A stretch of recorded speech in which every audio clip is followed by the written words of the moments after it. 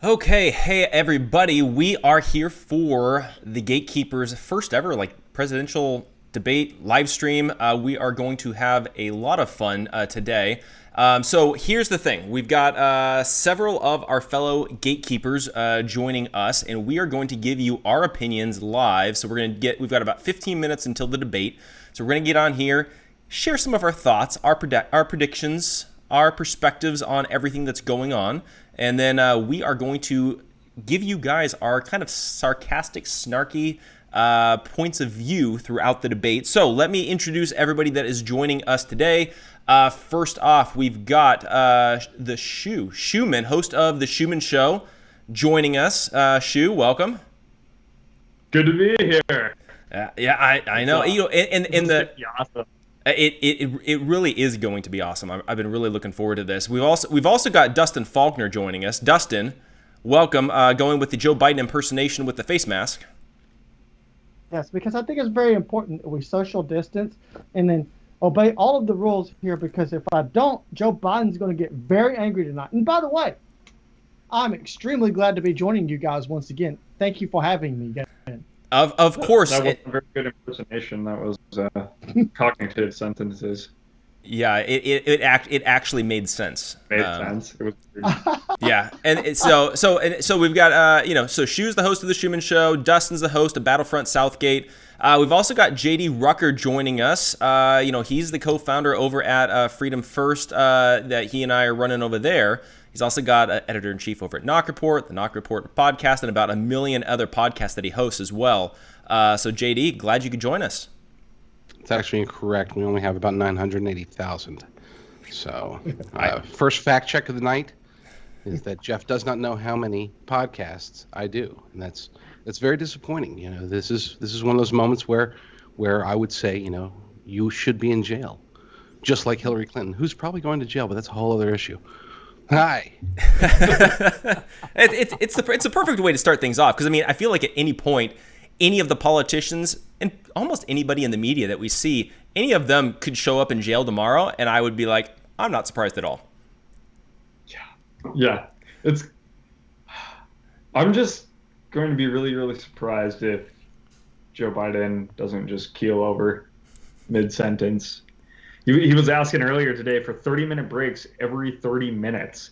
It was denied by him, but that was his request this morning. So that was exciting. That would have been extremely strange, I think. So we've got about 13 minutes or so until the debates actually begin, and then for everybody that's watching again, just a reminder: we're going to be live streaming through the debates. We're going to be showing the actual debates here on the screen. We'll still be here down in the corner, throwing our little quips out there and responses and things live throughout. So it'll be a lot of fun. But before we do get started, I just want to remind everybody, we are in pre-orders right now of our book, Church and State, How the Left Used the Church to Conquer America. Both Dustin and JD and I are contributors of that book. If you guys go to gatekeepersonline.com/store and actually use the code DEBATE, we've got, I believe it's 25% off of everything in the GK store specifically tonight. So if there's any resources you want, whether it's Church and State, Sam Jones' new book, 5 Steps to Kill a Nation, we've got Social Injustice, Denise McAllister's book, Mike Spalding's book, we've got a bunch of resources there, 25% off tonight only using the code DEBATE. So definitely check that out. Okay, so really quick, I want to go around the horn. I want to get everybody's predictions for what's going to happen tonight. Everybody's got a perspective on this. Some people say Joe Biden is going to pass out about 10 minutes into it because from what I saw on Twitter, he was eating ice cream. So he's going to have a sugar crash. That might happen. So want to get everybody's perspective. What do you predict will happen? Who do you think is going to win the debate, in your opinion? Dustin, let's start with you, and then we'll go around the horn.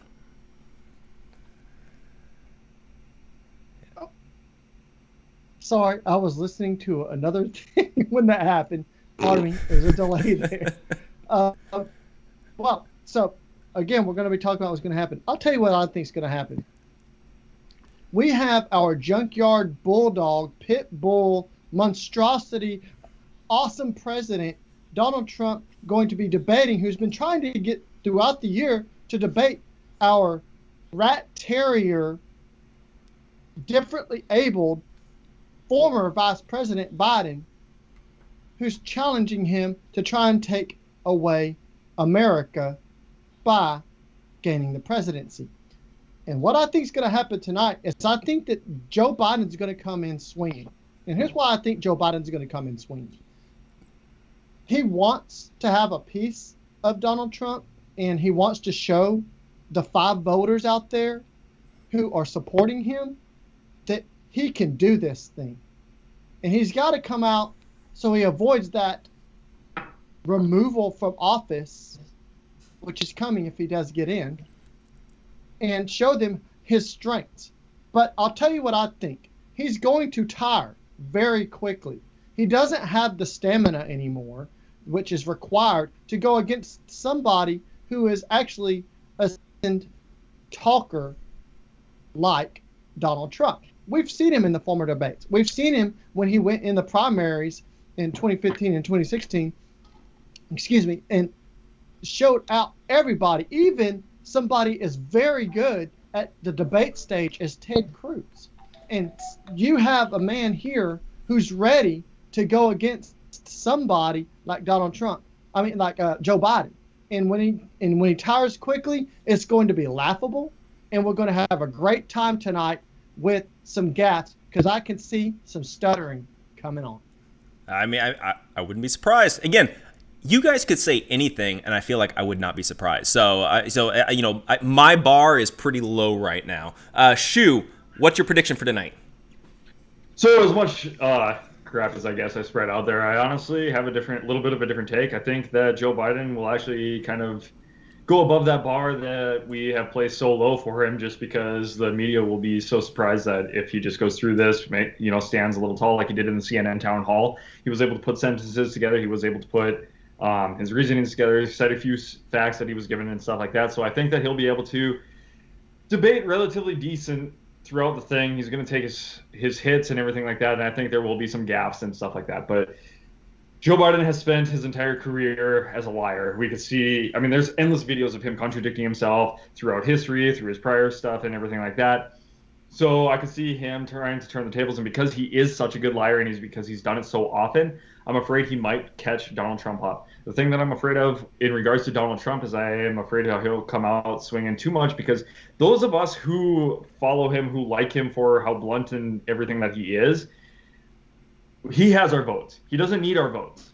We are voting for him. The people that he needs to get are the people that are in the middle, and he needs to come off as somebody who knows more about policies. He's not going out, slugging just to get the one-liners, and he needs to discuss policy. He needs to know where he stands so that he can get people who are on the fence actually to vote for him during this election season. Yeah, and again, totally agree. JD, I know you and I were talking a little bit earlier. You have slightly a different perspective on your prediction of tonight. What's your take?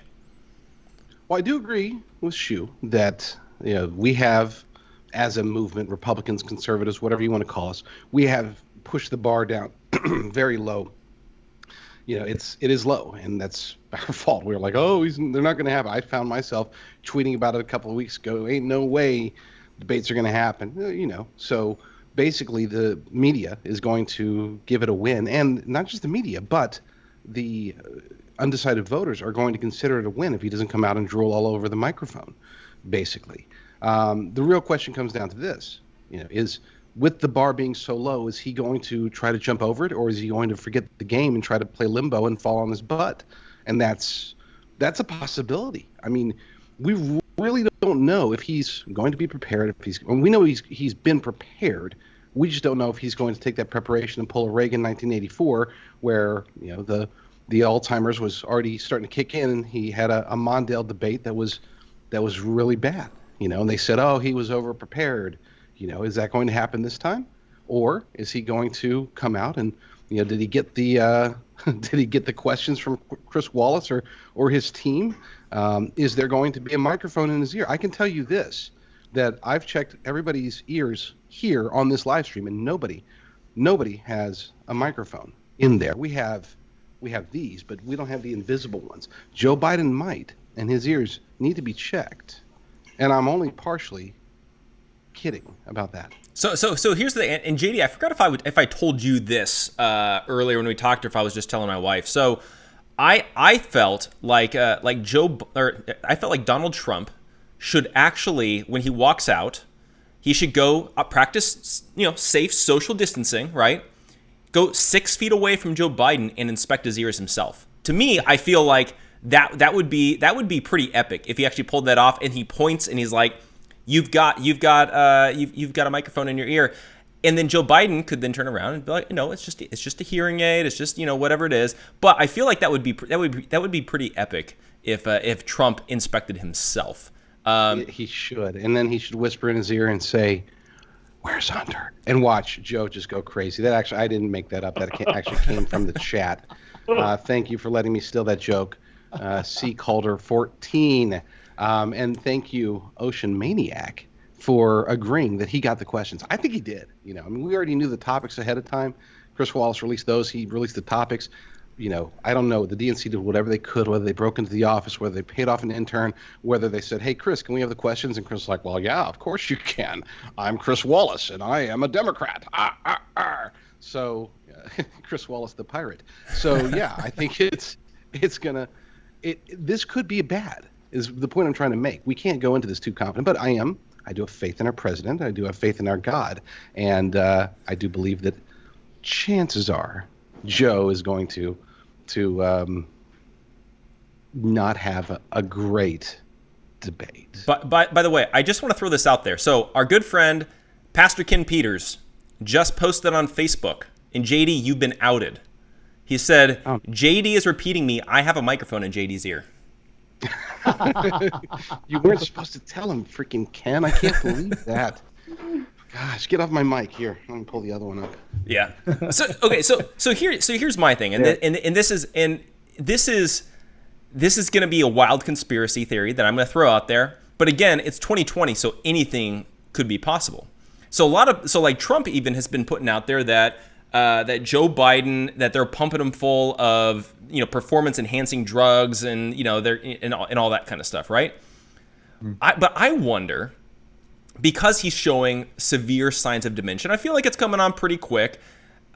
I wonder if he's on medication that provides the side effect of dementia, and then the last 13 days, since he's pretty much been non-existent, non-present, all that kind of stuff, they've been getting him off of it. Again, I don't know. It's a theory, but I feel like, again, it's 2020, and if you can't have a crazy conspiracy theory in 2020, I mean, there's never a time for it, which some people say there's never really a time for the crazy conspiracy theories.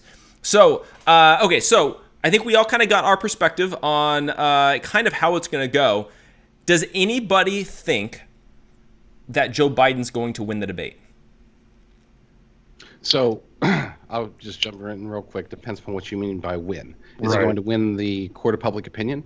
If he has, because we set the bar so low, if he doesn't drool on the mic and if he has some decent zingers, and knowing that the majority of people aren't going to watch the entire debate, but we'll get tidbits that mainstream media picks out where he seems cohesive or coherent, not cohesive. He's not sticky, and except with hair. But that's a whole other topic. Anyway, yeah, if he's okay, then yes, he could actually come out and win the debate. If he doesn't do anything that's just outrageously and unavoidably, stupid, basically.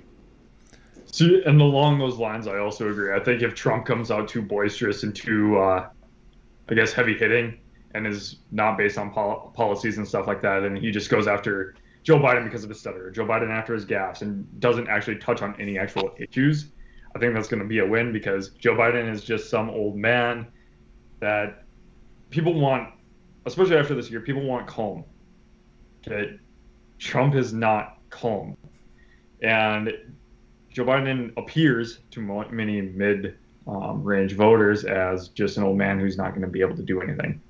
So I think they like that, and I think it would be smart for him to kind of lay low, stick to policies and stuff like that. But yeah, and I think that we're going to see, of course, the two different views. You're going to see people who you're going to see the regular MSM who do declare victories. Of course, they're going to pull out certain things that they already know. I believe in my heart they already know is going to be said. And so, he's already has the things that he's going to do when he pulls the punches on Trump. And I think that it's extremely important that Trump does maintain his composure, because we live in a world now where everybody's whining about getting their feelings hurt, and he needs to pull those people together. So I think that there's going to be victories declared falsely, and I think that because of the way everybody's censored, that it's going to make it look like Joe Biden maintained his strength and composure.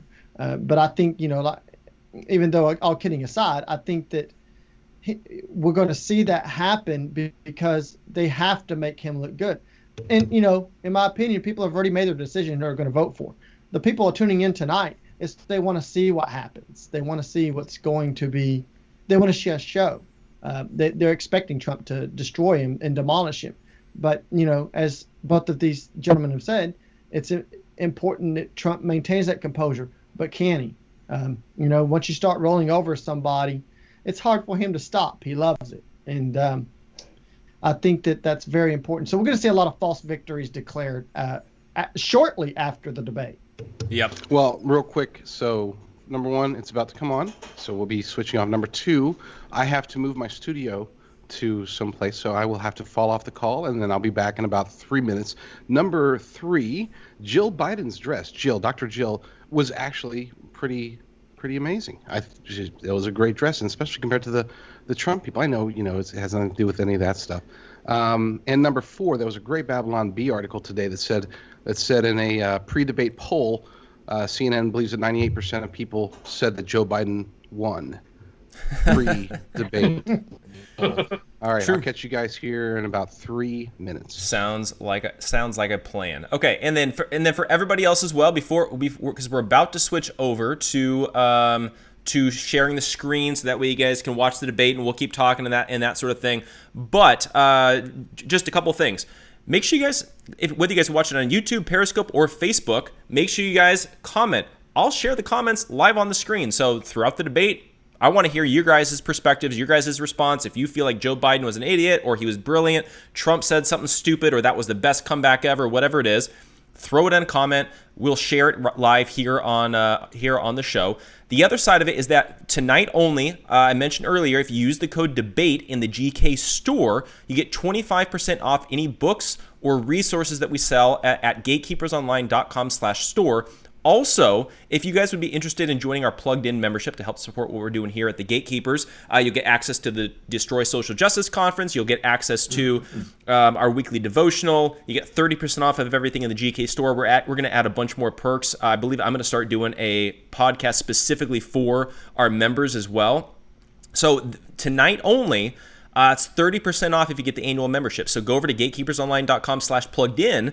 Check that out. Instead of $100 for the year, it'll be $70 for the year. So that's a great savings, and we're going to be getting you guys a lot more perks, a lot more benefits, and that sort of thing. So the debate should be starting here pretty quickly. I'm going to go ahead and switch screens really quick. Let me go ahead and do this, see if we can get this going. Okay, so we've got that. We're down here in the corner. Let me just get that going. Perfect. We are good. I'm going to go ahead and turn the sound on.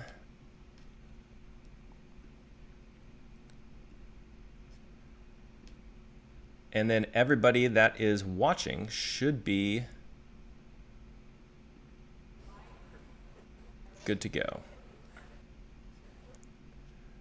And then, so we are going to be here throughout the entire thing. We're waiting for Chris Wallace to start the debate, announce the guys coming on. But we are going to be here throughout the entire night, throwing out our sarcastic remarks, interrupting where we see fit, yelling at the screen, whatever it might be. Again, you guys, make sure you guys are sharing your thoughts, your responses, any questions, anything like that. Post it in the comments. I will get that shared. Up here on the screen. So it's going to be kind of a two-way conversation going on all at the same time. So it's always fun, this awkward time when they're waiting for the TV to start. I know, because you want to start saying stuff, and then as soon as you start, he'll pop up. Exactly. I mean, pop. Sorry. Yeah. Now, I'm kind of surprised. Is anybody else surprised that Joe Biden's actually doing this? I mean, he's still got time. He could quit right now. I swore up and down that there was not going to be a debate this year, and if there was, it would be like over the internet, you know, like some Skype chat or something like that. But yeah, honestly, I figured it would be like a Skype chat or a Zoom call or something like that, and then Joe Biden would be reading a teleprompter. Because we saw him he did that on the James Corden show, I believe it was. That's crazy. Yeah. So, I mean, you know, let's see, from the Health Education Campus, here's Chris Wallace. Let's let him introduce. University and the Cleveland Clinic. I'm Chris Wallace of Fox News, and I welcome you to the first of the 2020 presidential debates between President Donald J. Trump and former Vice President Joe Biden.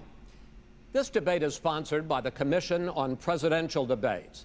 The commission has designed the format, 6 roughly 15-minute segments with 2-minute answers from each candidate to the question, then open discussion for the rest of each segment. Both campaigns have agreed rules. For the record, I decided the top and the in each. None of the questions has been shared with the commission or the 2 candidates. This debate is being conducted under health and safety protocols designed by the Cleveland Clinic, which is serving as the health security advisor.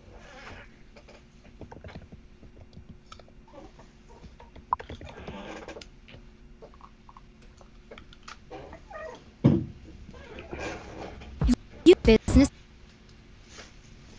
needs online reviews. I feel like on our end we're getting some static and stuff, but they just introduced Joe Biden, so let's see if this works.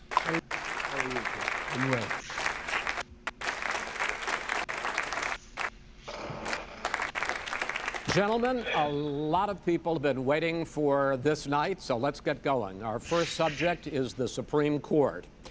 President Trump, you nominated Amy Coney Barrett over the weekend to succeed the late Ruth Bader Ginsburg on the court. You say the Constitution is clear about your obligation and the Senate's to consider a nominee to the court. Vice President Biden, you say that this is an effort by the president and Republicans to jam through and what you an abuse of power. My first question to both of you tonight: why are you right in the argument you make? We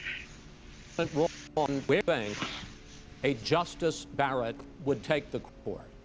President Trump, in this first segment, you go first. 2 minutes. Thank you very much, Chris. I will tell you very simply, we won the election. Elections have consequences. We have the Senate, we have the White House, and we have a phenomenal nominee, respected by all, top academic, good in every way, good way. In fact, some of her biggest endorsers are very liberal people. She's going to be fantastic. We have plenty of time, even if we did it after the election itself. I have a lot of time after the election, as you know. So I think she will be outstanding. She's going to be good as anybody that has served on that court. We really feel that. We have a professor at Notre Dame, highly respected by all, said she's the single greatest student he's ever had. He's been a professor for a long time at a great school. We won the election, and therefore we have the right to choose her, and very few people knowing would say otherwise. And by the way, the Democrats, they wouldn't even think about not doing it. The difference is they try and do it faster. There's no way they would give it up. They had Merrick Garland, but the problem is they didn't have the election, so they were stopped. And probably that. See, that's the point that I think Mitch McConnell should have made back so we won the election, and we have the right to do it. I thought it was really, really dumb President for him Trump, to say thank that. you. We should let the people Same decide. question That to was you, Vice President Biden. You a good have point. 2 minutes. Mm-hmm. Well, first of all, thank you for doing this. The American people have a right to have a say in who the Supreme Court nominee. And that say occurs for a United States, the President of the United States. Second chance now. We're in the middle of the election already. The election has already started. Tens of thousands of people voted. And so the thing that should happen, you should wait. What happened in 2016, Joe? It was an election. Election is.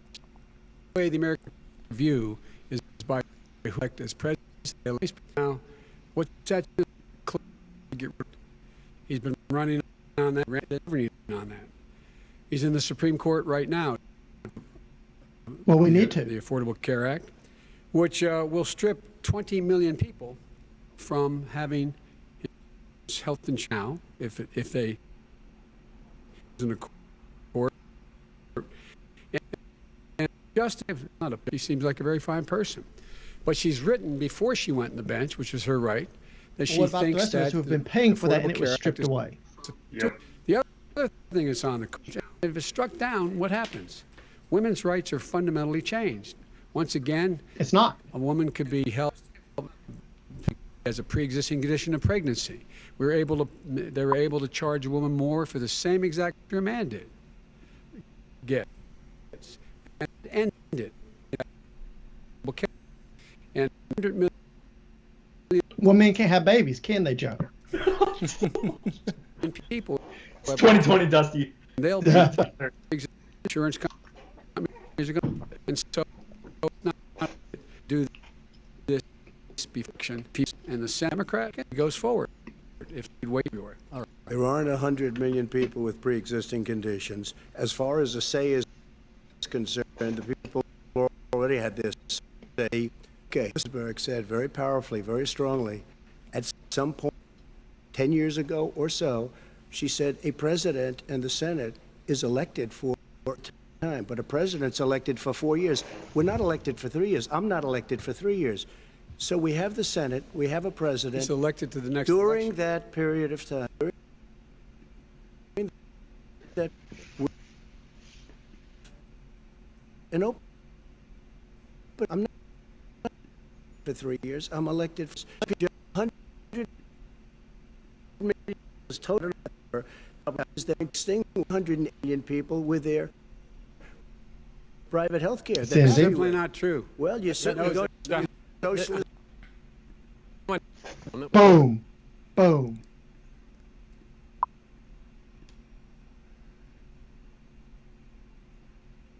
And just so people that are watching as well, we've been having some little bit of like breaking up on the video, so I'm going to try to see if I can't get this fixed.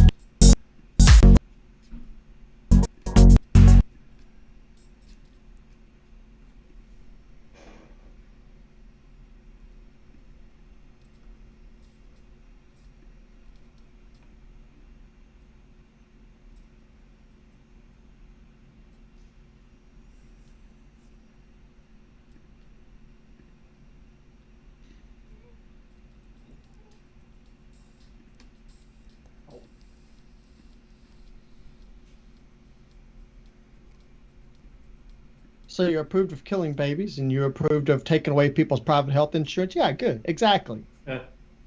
It's great.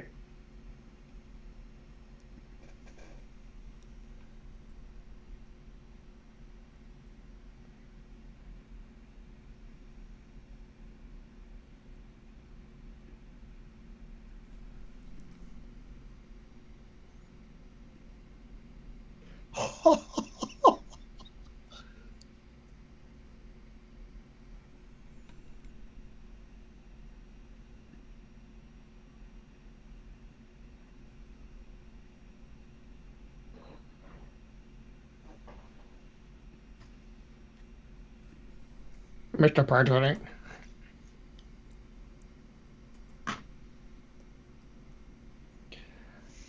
Sorry, but Joe started The that. Supreme Court does not have enough power to take away abortion rights from each individual state. That's exactly right. It's not on the ballot.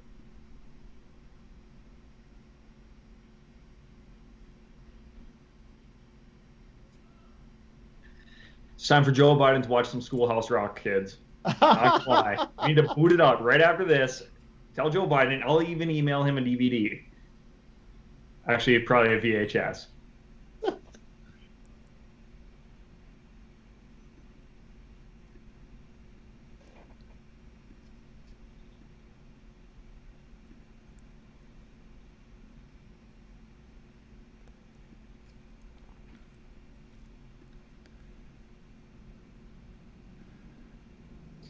Come on, Trump. Step back. Okay, so it's not letting me stream this thing. It's breaking up so insane. So what we could do is we're just talking through it on our end. Make sure you're pulling it up on YouTube or C-SPAN or TV or whatever it is, and then we'll just jump in with our own random quips. Is there anybody else streaming live that can be pulled from? That we're able to pull from? Yeah, I think that my problem is it for whatever reason as soon as I put it on the screen, it's breaking up like insane, whether I'm doing it on YouTube or on C-SPAN or anything like that. So I'm gonna see if there's anything else that I can pull on here.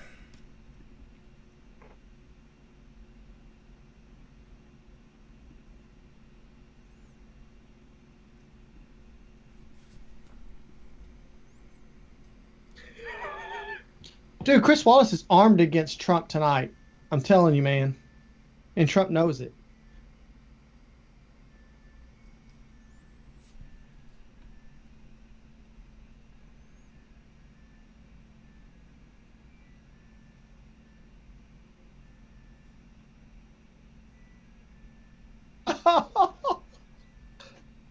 But why do you think he talks about the insurance companies? Why? Because he wants to fill the pockets of these insurance companies. That's why we need to get rid of managed health care. That's the issue here. But he keeps on talking about Affordable Care Act. And he talks about all of the people going to lose it. He is in the pocket of the big insurance companies and big pharma. That's why he talks about the mandatory vaccinations. That's the problem that we have with Biden.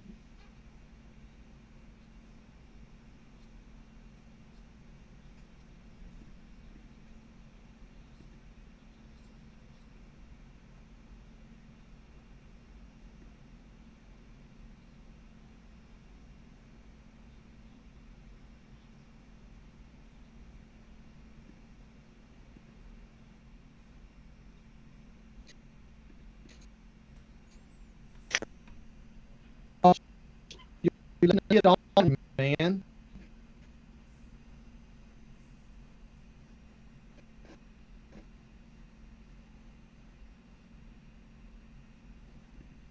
Oh, you talking about the people with like TVs in their homes? That's poor.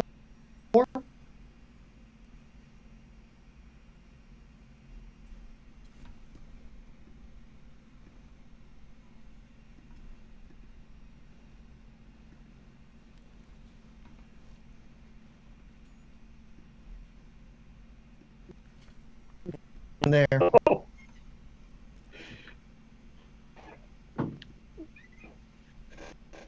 Dude, Trump's stupid.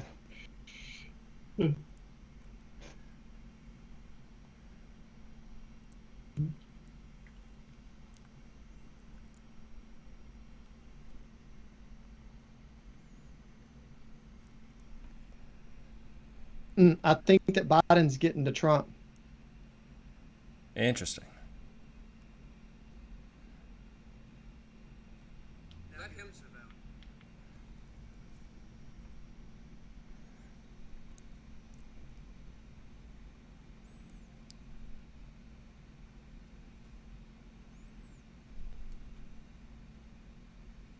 I think we're seeing more of what we saw with him and Hillary Clinton here. Right.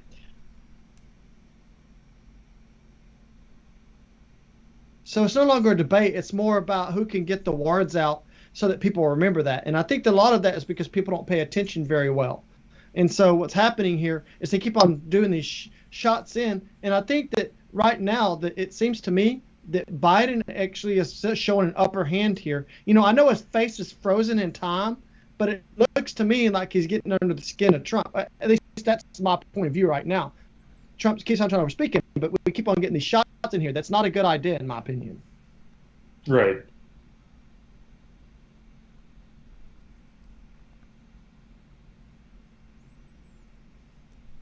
Hold on, let me go get my kids. They'll debate better.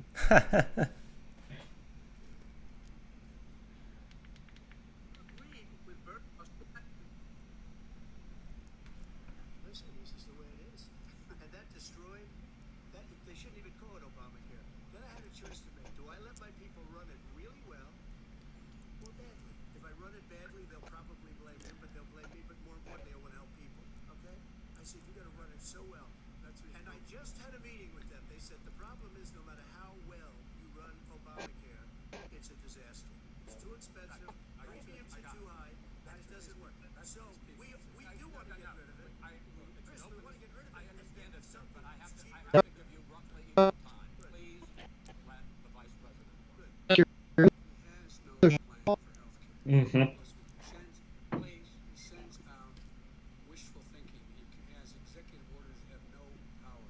He hasn't lowered drug costs for anybody. He's been promising the healthcare plan. Liars.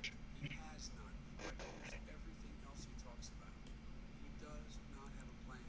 Well, maybe if you guys quit blocking him on everything, we might get a fix on that. And maybe if you get some of these people that are establishment Republicans in the Senate, we might get some of that fixed too. But when he got in, we had Paul Ryan in there, and Paul Ryan completely blocked all of that. So let's not even go there. And confirm Justice Barrett.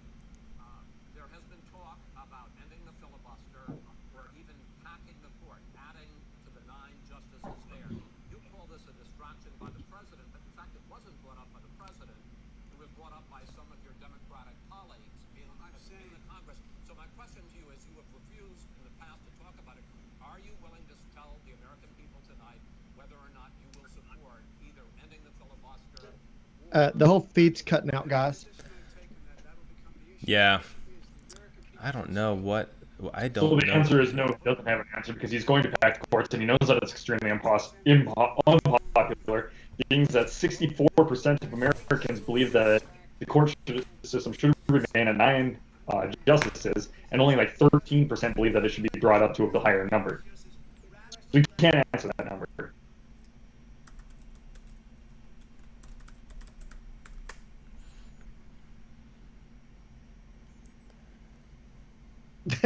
Trump just tell him to shut up.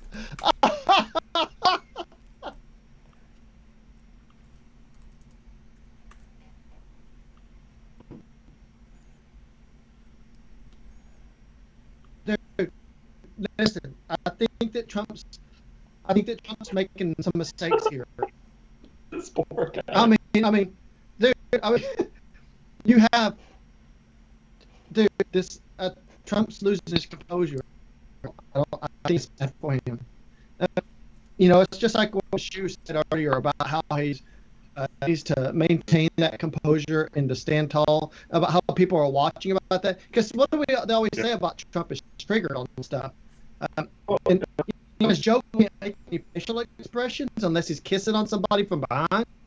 It's like looks like he's standing stronger against the president here. That's just my opinion right now from what I'm looking at. Mm-hmm.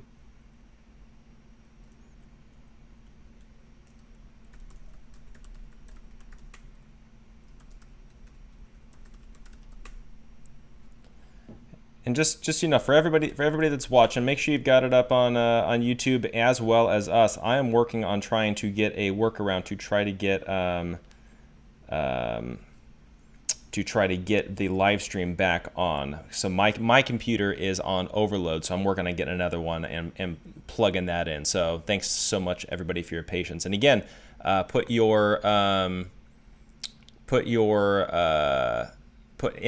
comments in here. I'll throw it up on the screen as well. And yeah.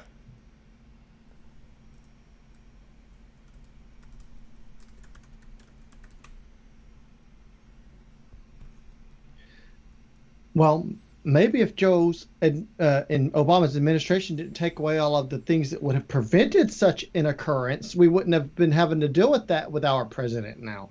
But they denied that they did anything that stopped that. Remember the whole ventilator situation.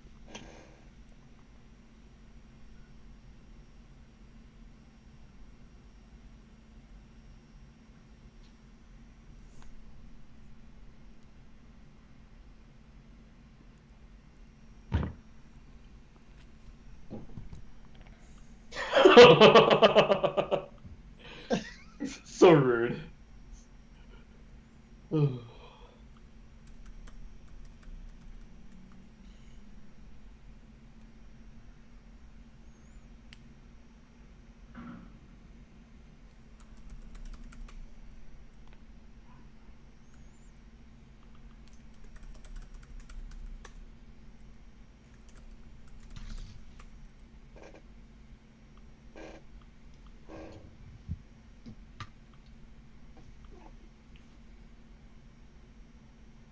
Yeah, Nancy Pelosi was still inviting people down to Chinatown a few weeks after this was already blown out, saying that it's completely fine to go down there to meet in big groups. People were saying that it wasn't a big deal on both sides.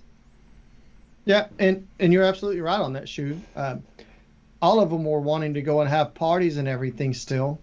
If this was so serious, Nancy Pelosi, because she's under the people who are at a threat apparent.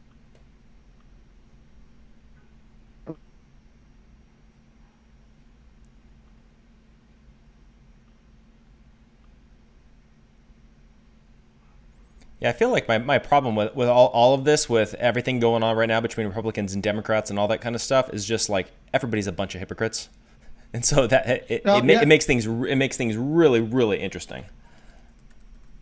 Exactly.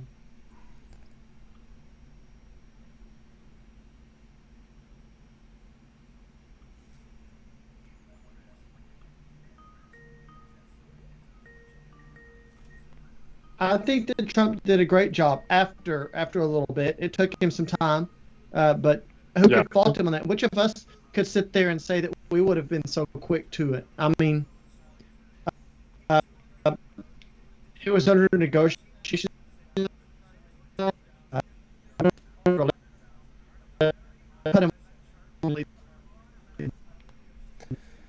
think that should have.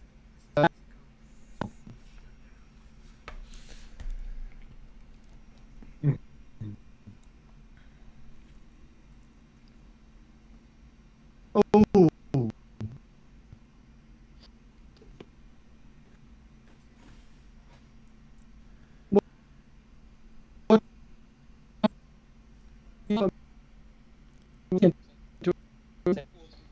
Well, it's comparing two completely different things is what it's doing. They're spread completely differently. They have a different infection rate. They affect different parts of the system. Exactly. And they were tested differently.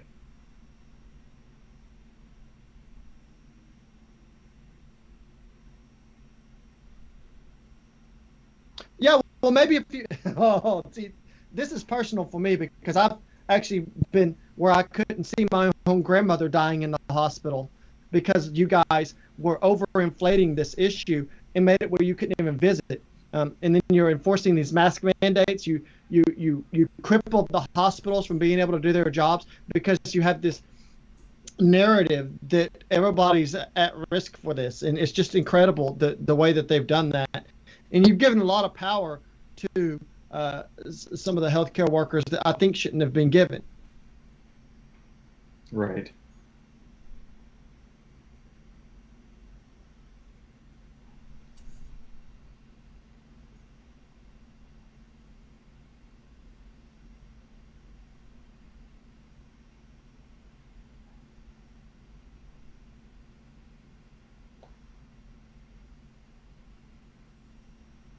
I wouldn't trust anything Redfield says, to be honest with anybody.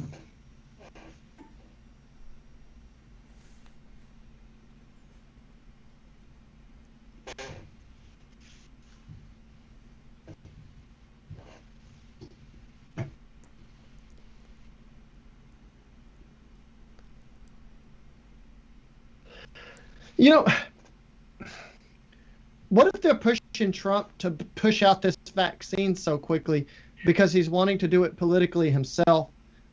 I kind of wonder about that because, it just takes a lot longer for us to develop a vaccine that has a desirable efficacy, even though the flu vaccine's not good. So you're pushing something out of a virus that, people are still even uncertain on what it is. I mean, honestly, nobody can even tell you. And there's the fact that it's mutating and changing all the time. There's so variants thing. If you're able to pick it down at once, I think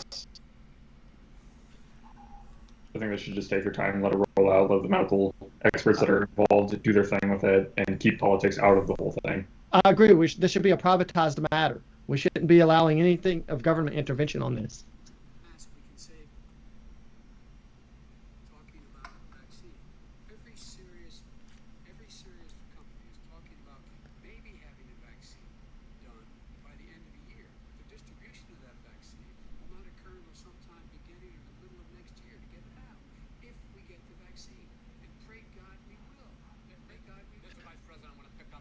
to be honest with you, I'd rather wait till the middle of next year before you ever try to put this on anybody, Joe.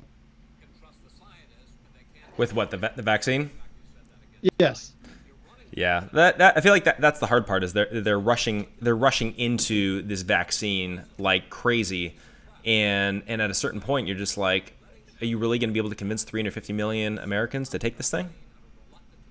Right. No, you it's know, fine. already, People take it if they start drawing extra limbs and stuff, and you're just like, nah, I'll back off. That's not for me. Yeah. well, you know, you already have people now that, you know, before all of this happened, if you remember, they were starting to oppose the medical industry more.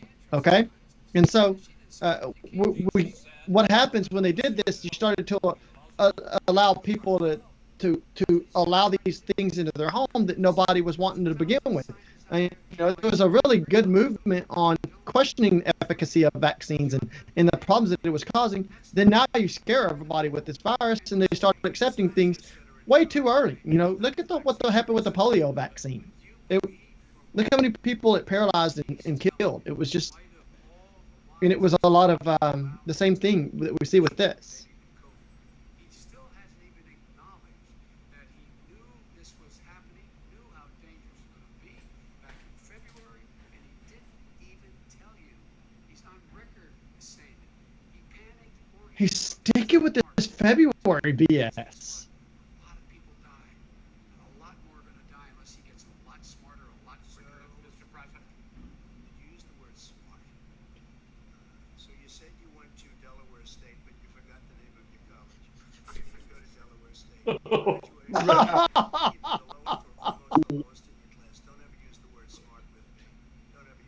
Yeah.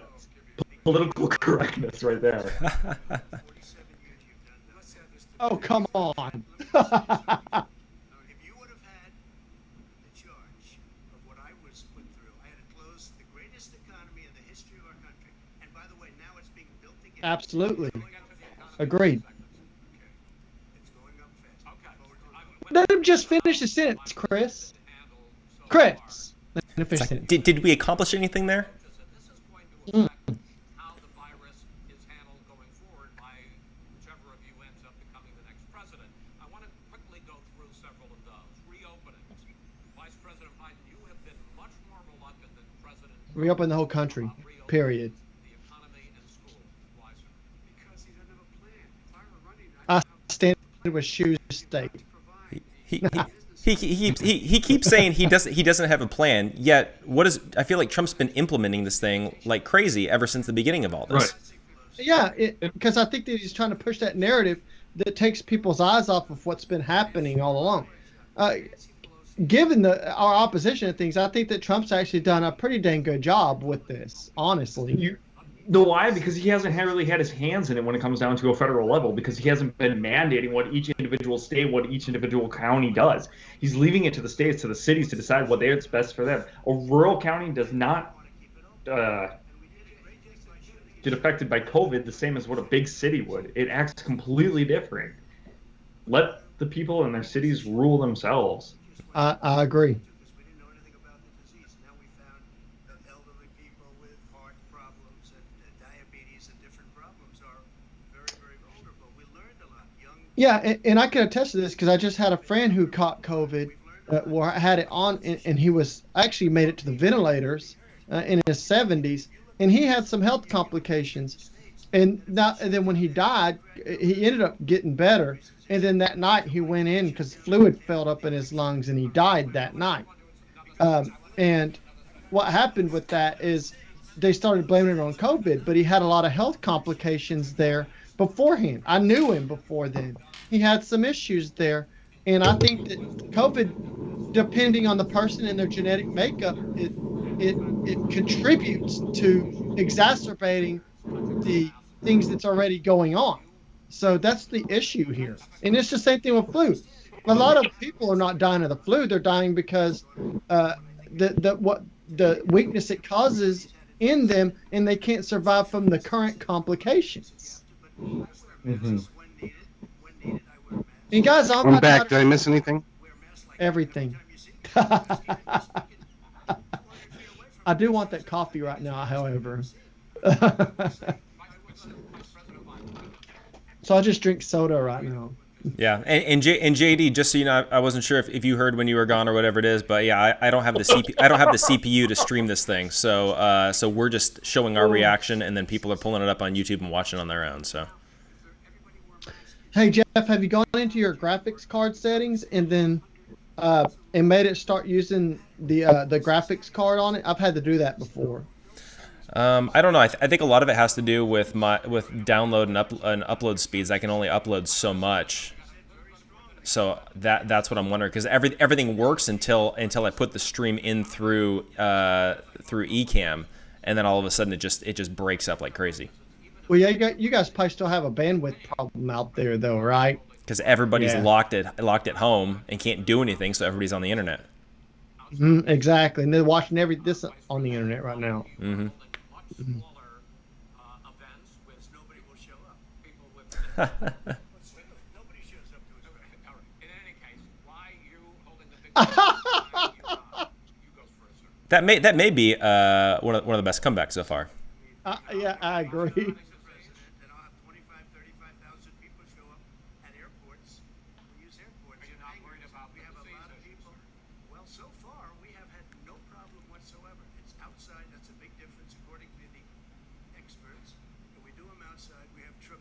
Oh, nice. And Joe does the circles and has 3 people someplace. Okay. By the way, did you see one of the last rallies he had? And a reporter Just so you guys know, we had Houston A. Volk on Facebook post that I don't know the true numbers, but the majority of people that have passed have had pre-existing conditions. I believe, JD, correct me if I'm wrong, that's like 94%, right? I'm going to be okay. Yes. He's not worried about you. I think there's a 6% in there that it's contributed solely to the COVID. Mm-hmm.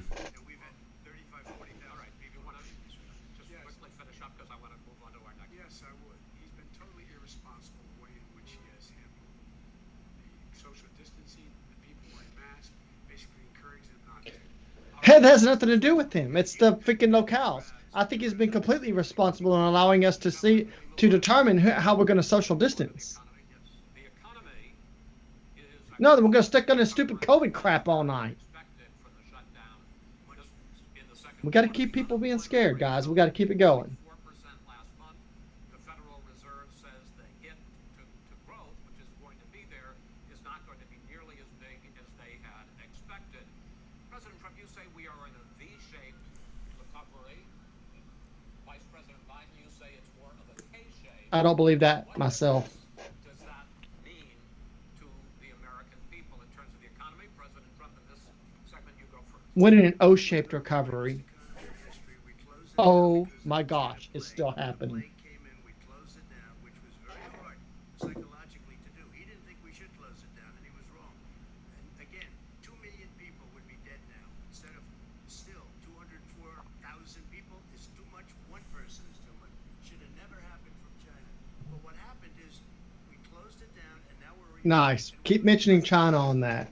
I think that's good for him to do. that we've put back into the workforce. That's a record the likes of which nobody's ever seen before. And he wants to close down he will shut it down again. He will destroy this country. You know, a lot of people, between drugs and alcohol and depression, when you start shutting it down, you take a look at what's happening in some of your Democrat-run states where they have these tough shutdowns. And I'm telling you, it's because they don't want to open it. One of them came out last week, you saw that. Oh, we're going to open up on November 9th. Why November 9th? Because it's after the election. They think they're hurting us. Be careful. You're going to make Greg Abbott start pulling us back. They can social distance, they can wash their hands, they can wear masks, they can do whatever they want, but they got to open these states up. When you look at North Carolina, when you look at these governors are under siege, Pennsylvania, Michigan, and a couple of others, you got to open these states up. It's not fair. You're talking about almost like being in prison. And you look at what's going on with divorce, look at what's going on with alcoholism. That's exactly right. Suicide rates have been on the rise since the shutdown of the economy. There are and repercussions to this rather than just people trying to make a good, solid paycheck. you're actually correct on that, Stu, because just recently there was an article that came out about a hospital in Northeast Texas that was having an incredible amount of teen suicide attempts more than any other year that they've ever had, because they're not able to handle it, and they're sending these people to mental clinics. And we're talking about kids, they're teens. There's people who are like in early high school trying to kill themselves because they can't deal with this. When you start locking everything down, they're not able to get around the people they need who would normally encourage them. Correct me if I'm wrong on that, anybody. Mm-hmm. This guy paid a total of $750 in tax. Wait, no, sir. It's just I understand. You've agreed to the 2 minutes, so please let him have it. I get my time back. The fact is that he is, in fact, worked on. Do we get our time back from the past 40-something years, Joe? Leave office, having fewer jobs in his administration than when he became president. Fewer jobs than when he became president. First one in American history. Secondly, the people who have lost their jobs are those people who have been on the front lines, those people who have been saving our lives, those people who have been out there dying, people who have been putting themselves in the way to make sure that we could all try to make it. And the idea that he is insisting that we go forward and open when you have almost half the states in America with a significant increase in COVID deaths and COVID cases in the United States of America, and he wants to open it up more. Why does he want to open it up? Why doesn't he take care of the American? Does anybody else feel like this is totally memorized? I think it. Yeah, I think when I'm watching him, I feel like he's looking at a teleprompter. To be honest with you, Trump is more off the cuff, and I think that maybe I think he got something going there, Jeff. I think that's why he's trying to push him off script. I think he got a good point, very good point. Well, one quick thing I want to bring up is you notice how when he says you need to take care of, or we need to take care of, or Trump should have taken care of, much of the responsibility is within the hands of the American people. It just goes to show where his mindset is where government should be in everyday Americans' lives. Like each individual lives, he thinks the government should be involved in every single facet of that. And it's really revealing, actually. Yeah. Well, like when you think about it too, I think it's one of those things where if people want to protect themselves, they can by sheltering in place.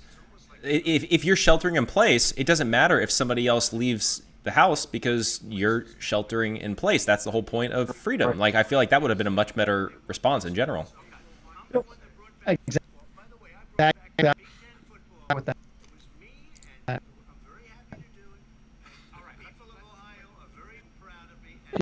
They keep the football. Gosh, guys, we're not getting anything accomplished in this debate. This has got to be the biggest clown show I've seen. I mean, I feel like the debate with Hillary Clinton accomplished more. And we're not, I'm not dogging on Trump or anything here, but I almost feel like they're doing fillers here because of Joe. I get this impression. Well, when you think about it, Joe Biden, he himself never talks specifics. He has a platform that's written on his website, but I don't think that he even knows necessarily what his stated positions are on JoeBiden.com. And so I think that's the problem is Joe Biden is talking in very specifics. How do you counter a very general point that's not as specific? Mm.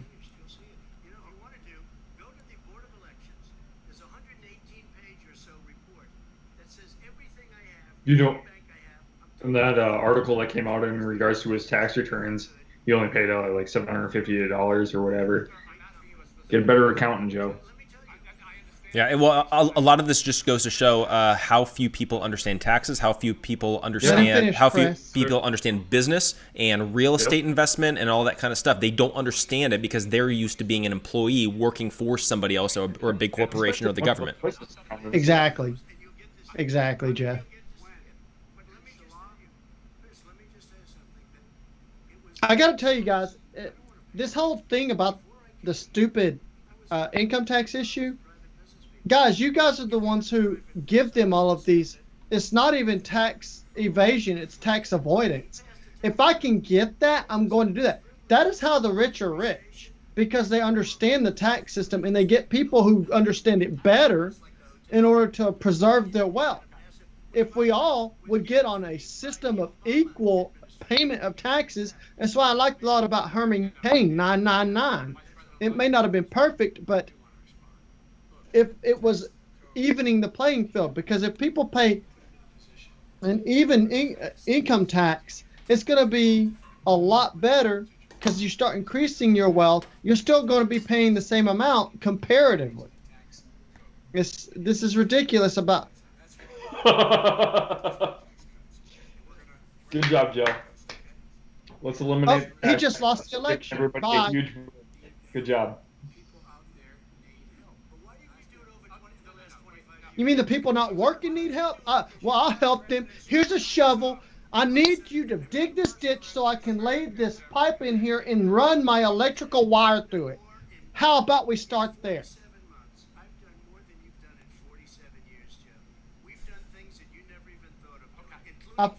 I feel like we're getting comeback. I feel like we're getting internet comebacks here, guys.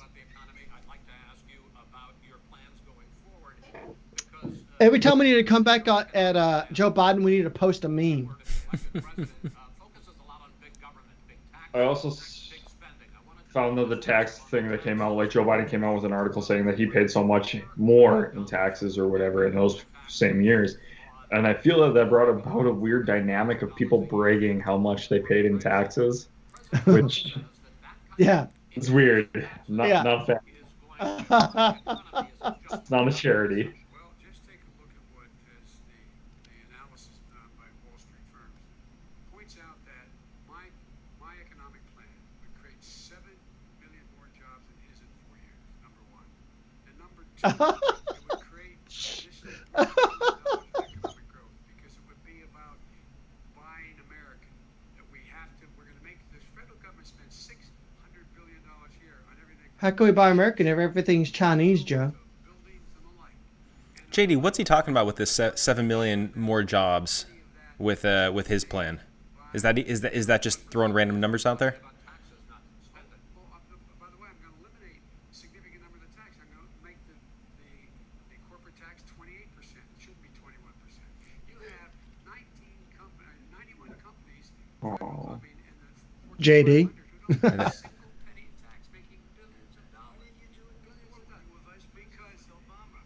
you, in fact, passed that. That was your tax proposal. I got it done. And you know what happened? You got it done. Our economy boomed like it's never boomed. The economy I feel Good like point. I'm missing out on JD tonight. Where is he? I don't know. He'll be back.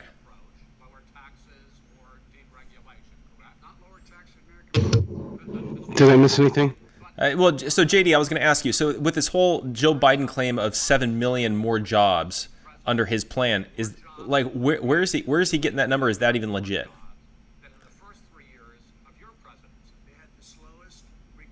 Maybe he can't hear us.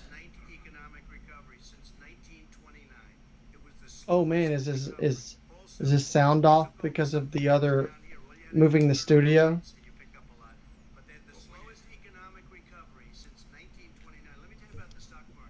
Say again?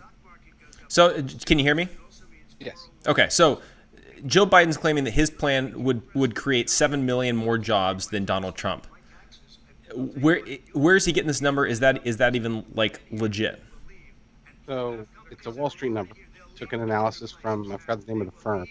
And if you listen very carefully to his wording, he said he'd 7 million more jobs than when the president left. In other words, based on current numbers.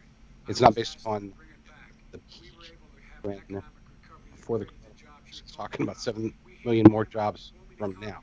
Okay. Is still not doesn't match the. So I mean, pretty much anybody who's just sitting there and then just reopens the country could essentially produce that. Yeah, exactly. Because what he did, even before COVID, manufacturing went in the hole. You guys push manufacturing in the hole by pushing all of the jobs overseas. This is the dumbest thing I've ever heard him say. Does anybody else feel like Joe Biden is starting to slip a little bit? I feel like in the beginning he was strong, and I feel like he's getting thrown off. He needs another hit. I told you, man. He needs another hit of the powder. He needs that break. Yep. He's got some bad script writers. They needed to write for an hour and a half, not 20 minutes. You know, I mean. Now Trump's going to start coming on top here because Joe's out of material. Joe's out of material, guys. So you take a look at what he's actually done. He's done very little. His trade deals are the same way. He talks about these great trade deals.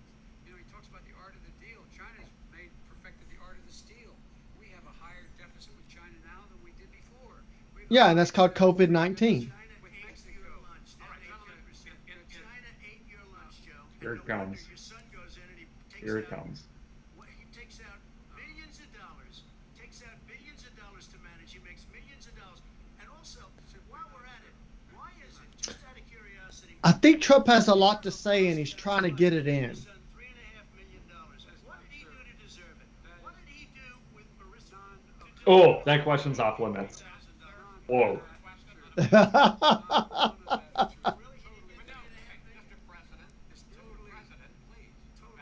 Oh, we got to defend Joe, Chris. He's like a terrible referee. It's not true.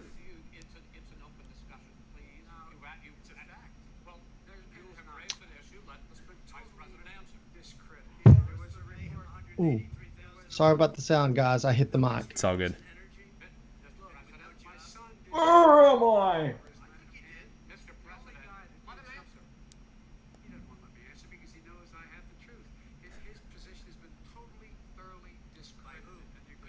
By who?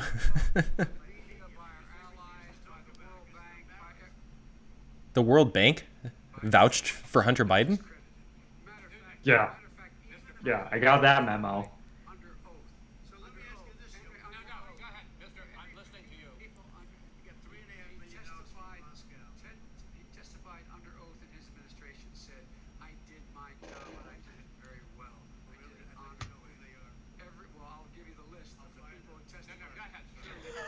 Come on, Joe.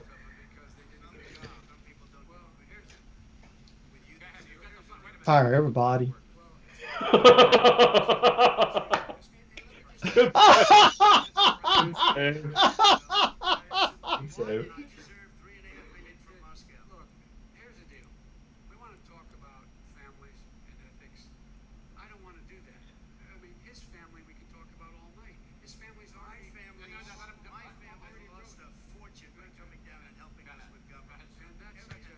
Oh, come on. Come on. Come on. Come on. Come on. Come on. This is what I was afraid it would turn into, though. That was like the worst segue in the world. I felt like it's like it's not about your family, it's about your family. I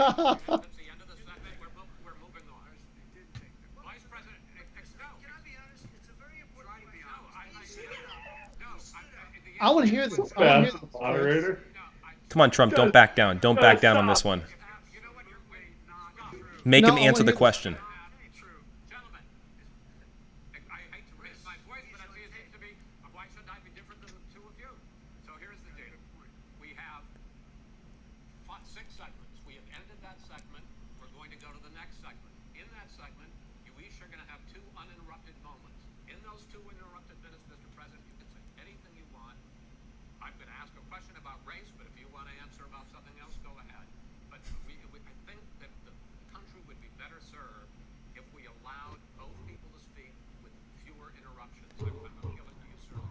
I'm appealing to Joe to do that too. Can we just stop target Trump on this? Are you kidding me? Chris Wallace makes me want to. Oh, somebody give me some baby powder, please.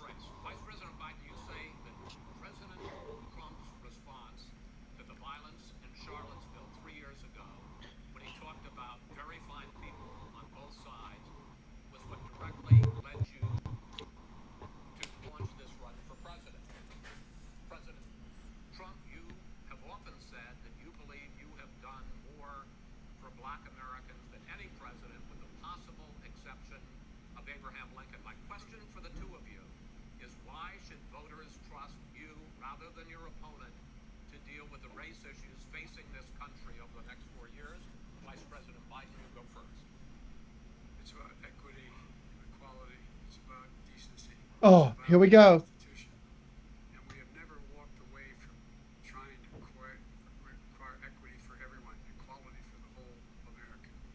But we've never accomplished it. But we've never walked away from it like he has done. it is true. The reason I got in the race is when those people, close your eyes. Remember what those people look like coming out of the fields carrying torches, their veins bulging. What? Carrying torches? Vile, and accompanied by the Ku Klux Klan. A young woman got killed. And they asked the president what he thought. He said there were very fine people on both sides. No presidents Out of context.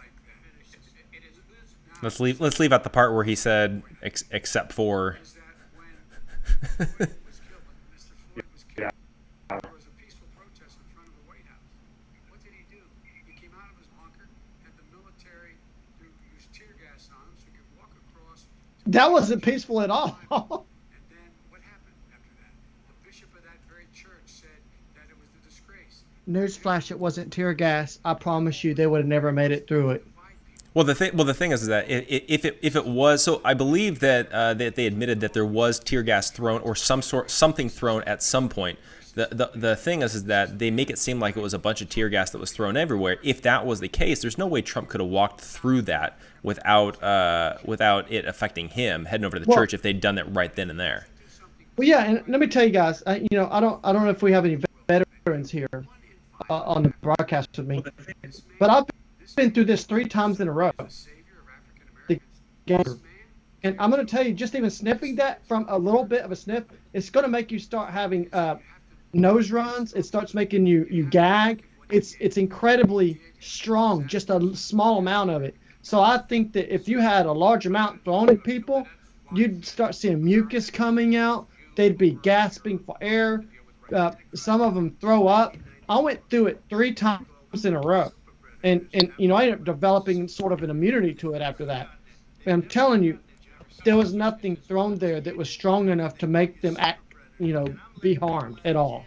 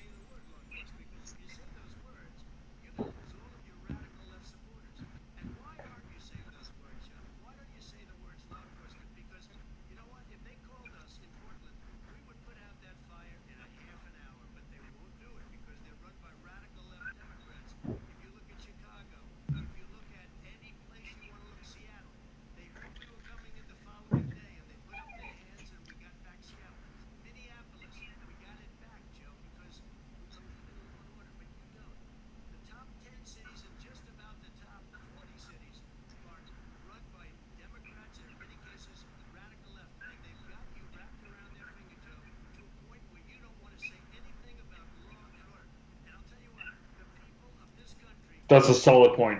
Trump Exactly. lose on that point. Do you guys mind if I go to sleep? Oh, Trump! Hey, I think that Trump's I'll starting to live come back around here. Yo, I live think stream that sleeping? He was really trying to put in a bunch of punches at first, and now we're starting to see a more solid, composed Trump, ready to make statements that matter. And that with this last one, I saw that. I don't know about you guys.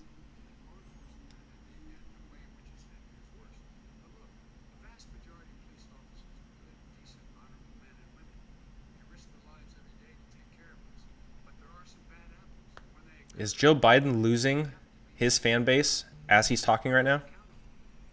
I believe so. Do we really have the Democratic president nominee talking about bad apples?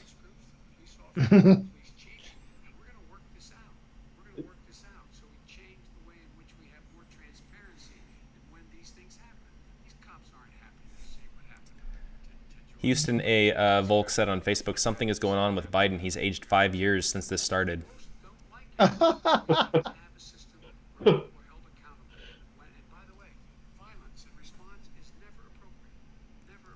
Well, maybe if she wasn't complicit in crimes of her boyfriend, she would have never been involved in that, and we'd still see her alive today. Yep, exactly right.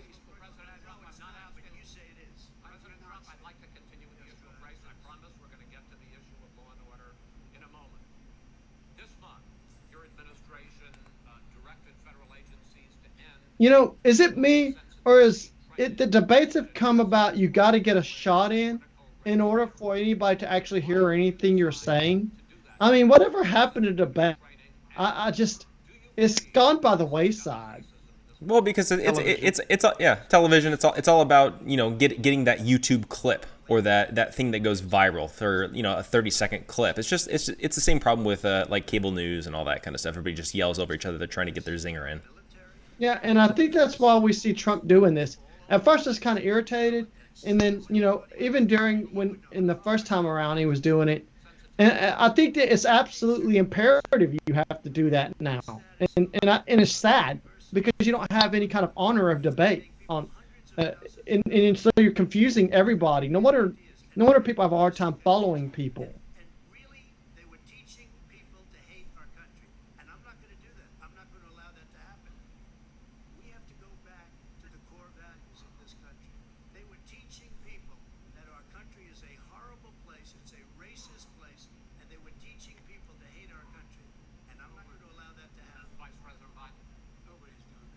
Nobody's doing that.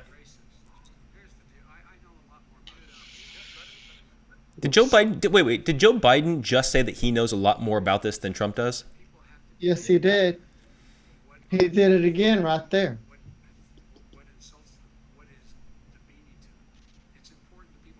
Is it because they're rubbing the blonde hairs on your legs? For real.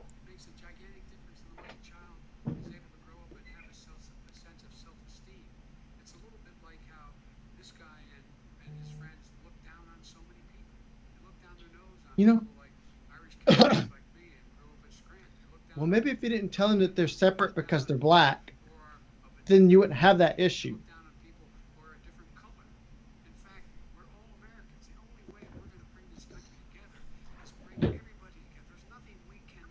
Oh, here we go.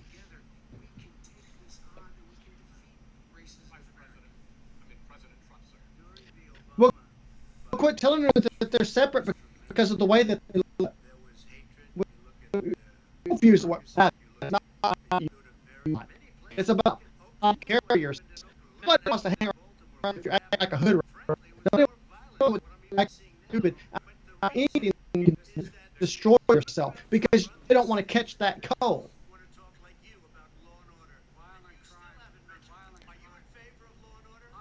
I'm in favor of law, and you little bit follow it. Okay, Joe.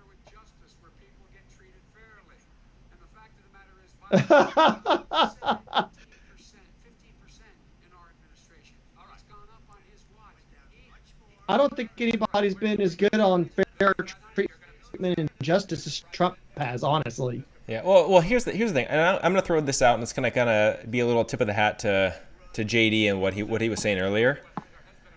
I have a feeling that Joe Biden in public perception is winning this debate.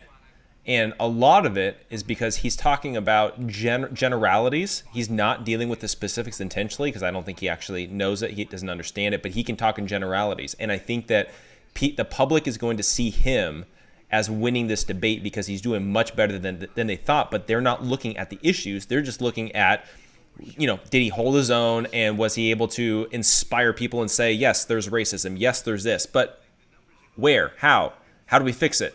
Doesn't give any answers. It's just generalities. And I think that I have a feeling that when we come out of this, the polls are going to show Joe Biden won the debate. Yeah, and I want to hop on that one because I agree with that, just because of the fact that most people can't understand specifics anyway, especially those who follow somebody like Joe Biden. You know, all you need to do is say something that triggers a feeling that makes him relate to that. It's kind of like a sales tactic. And so what he's doing practically is more or less selling a car. He found the hot buttons of people. And you're exactly right on that. He doesn't have to get into specifics because you could just generally say something, and in those words, it's enough for people to tune everything else out. Absolutely correct, JD and Jeff.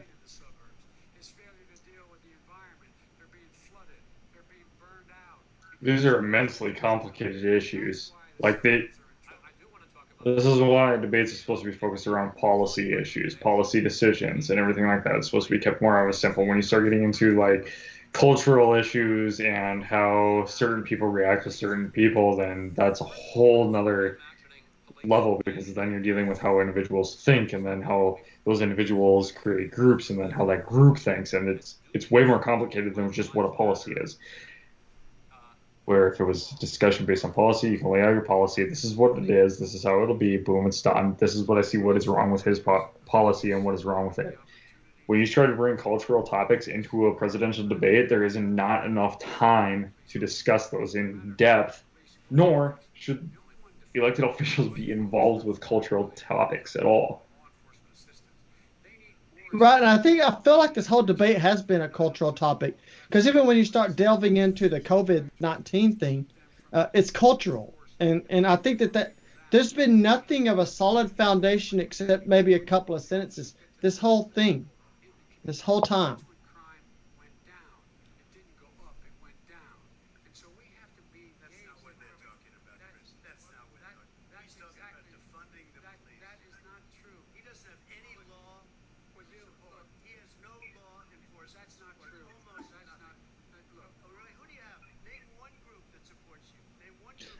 Wait, hold on. Let's hear what he says. We don't have time. Move along. Just one. Come on, Joe. Just one. Chris is saving Joe Biden. Exactly. He just saved Joe Biden. I want to take back the moderator's role. Is this a Simpsons character?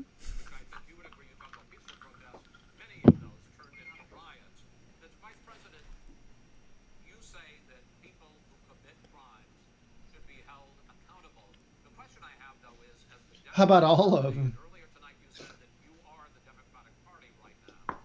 Have you ever called the Democratic mayor of Portland or the Democratic governor of Oregon and said, hey, you got to stop this, bring in the National Guard, do whatever it takes, but you stop the days and months of violence in Portland?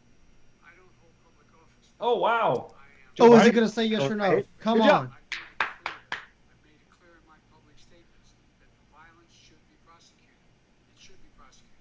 Oh, he skated around it. He skated around it, guys. Did you call or not?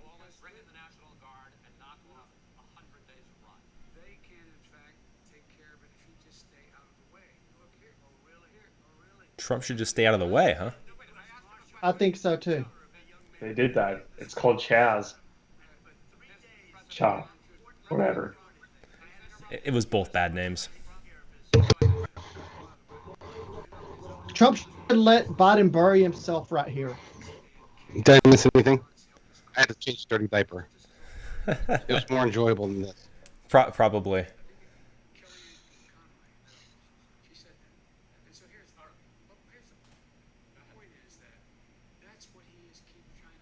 So yeah, JD, basically Chris Wallace saved Joe Biden from having to answer about... I'm not hearing you. I am really bad at this Skype stuff. We should Zoom.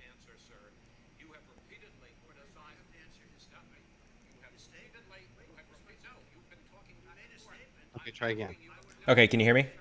Yes. Okay, so basically, Chris Wallace saved Joe Biden a couple of times, but one of the big ones was Trump asked Biden to name one law enforcement organization that supports him, and he could not do it. He's like, I don't have enough time. And then Chris Wallace saves him and moves on to the next question. Correction, former vice president. say that they need to stand down and not add to the violence in a number of these cities, as we saw in Kenosha and as we've seen in Portland. Are you prepared to do that? Okay. Oh, I want to hear this. I want to hear this.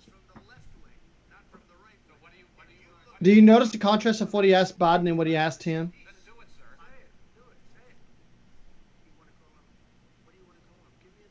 White supremacists and white supremacists and right Stand back and stand by. But I'll tell you what.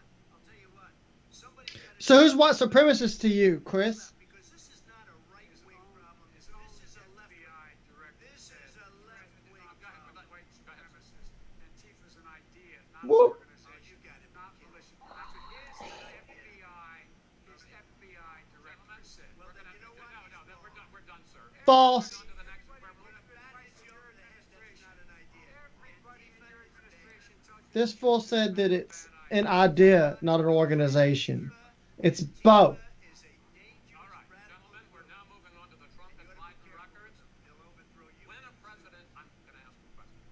When the president seeks a second term, it is generally a referendum on his record. Let him finish, Chris. President Biden, you like to quote one of your dad's sayings, which is, "Don't compare me to the Almighty, compare me to the alternative." And in this case, sir, you are the alternative.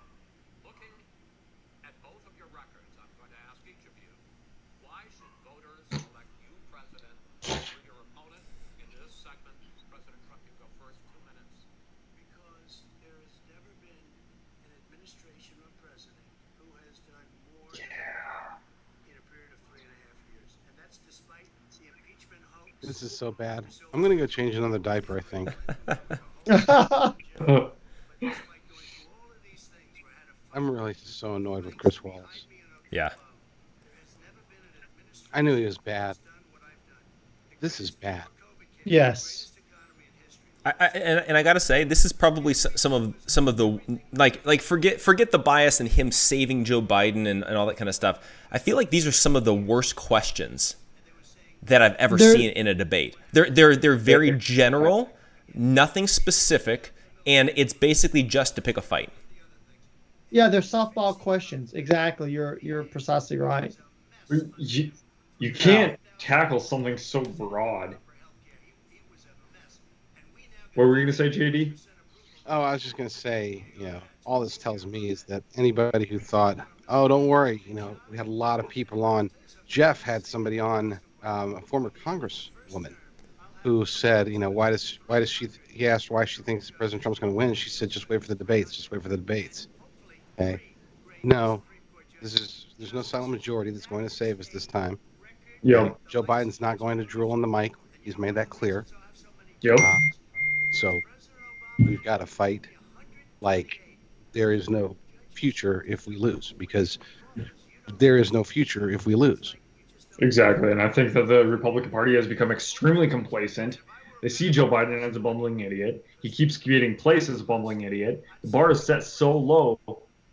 And what he's doing tonight is great for him. The media will pop this up huge. He's doing good. Yeah. Right, Really? and I said this at the beginning, because everybody, they always want to throw, oh, it's going to be a Trump win. It's going to be a Trump win. And this was even before the whole COVID issue, guys. I said this in the beginning, that don't underestimate what somebody like Biden can do, because the ability for these people to rally together a bunch of people who are ignorant, a bunch of people who really don't follow things in depth, is astounding. And all you got to do is say the right words.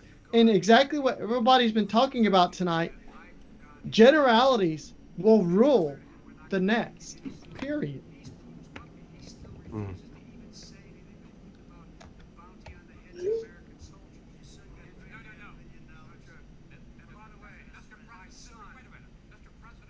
Gosh, Chris Wallace. You know what? He's acting like a father. Like he's talking down to them like the two little kids. Yeah, yeah. I want to change Chris Wallace's diaper. I don't. I want to do it. We'll leave I'll- we'll leave that to JD. Question. I'll use sandpaper. This is so annoying. With those finishes, I really want to kind of get into these issues or into these topics that they discuss because this is just obnoxious. Absolutely. And I will be right back. I know Me I've too. been I'll be right back, popping guys. in and out for, well, the entire time. But So basically, the two guys that have kids are gonna run off and use their kids as an Mine excuse. Ooh, at least one of them. And then I go to the opposite order, but then yeah, be right back. Okay.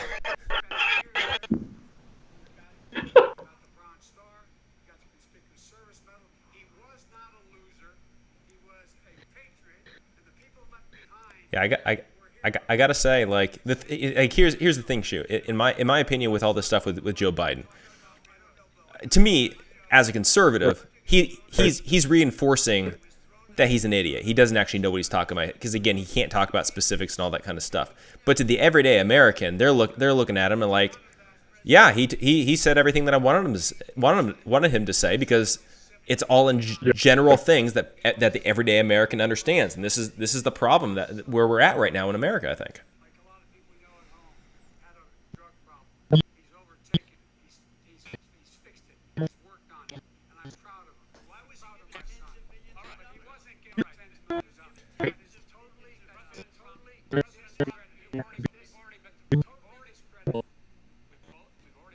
Here, I'm losing you. You're kind of breaking up ever since Dustin and JD got off. I'm gonna get them off and then have them call back in. See if that helps. Okay, let's see if that's better. Can I hear you now? Maybe. Can Yeah. you hear me? Gotcha. All right. Like they each have their separate bases. What they're trying to go for is what hasn't been taken yet. There's a whole middle class, like all these swing votes that are still out there. Like Trump is doing really bad with suburban women. He needs to start speaking so that he can draw more of those votes that aren't claimed in. Stop swaying too much toward your base. We know what you are. That you're not going to claim anybody from Joe Biden's base. It's instead of like making it into a giant slugfest, actually come out, be reasonable about stuff, let the other side talk, and then rebuttal with your side. Like the whole like mudslinging back and forth is just infantile. Yeah. Well, and I think also too part of it. So in 2016, Trump could get away with it because with the Republicans always they only talk about the issues, so they dive deep into it. And so then Trump comes in slinging mud. It works because he was the only one doing it, right? And then with Hillary, she tried talking about issues and things like that in way more detail than Joe Biden is. Again, Trump could get away with the mudslinging. Right now, Joe Biden is not talking specifics. All he's got is Trump is bad. So if you respond in kind, now you're stooping down to his level. And I think that's the problem that Trump finds him in, is that Joe Biden is not capable of talking about the specific issues. If Trump would keep his cool, not go down this mudslinging route, and actually deal with the issues. Because here's the thing. He's a smart guy. He knows this stuff. I mean, if you watch any of his press conferences, he rattles off numbers and figures and all that kind of stuff. If all he would do is just do that, I feel like he could destroy Joe Biden because Joe Biden is refusing to get into details. But instead, Joe Biden is dragging Trump down. You should step up to a higher level, start slinging those facts, and if he can't keep up, he can't keep up. That's his problem. Yeah. Well, and again, it comes down to it's kind of like in music, because I get music writing and all that kind of stuff. Like you can't have everything on the same tone. You have to have some high, some low, and harmonies and all that kind of stuff. And I feel like that's what's needed right now. Again, in 2016, it worked because you had a lot of people that were taking the high ground, and he's like, I'm just going to go low and take everybody out in the knees. Now, all Joe Biden has is the hit shots, and that's it.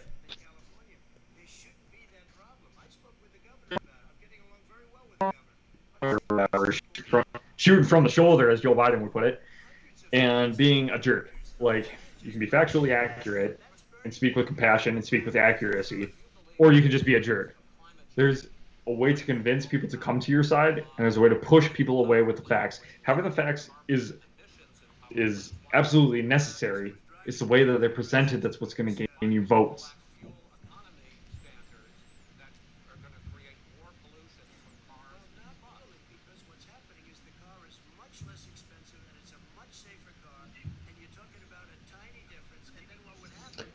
Sorry, bro. My diesel truck destroyed a Prius last year. I'm not going electric.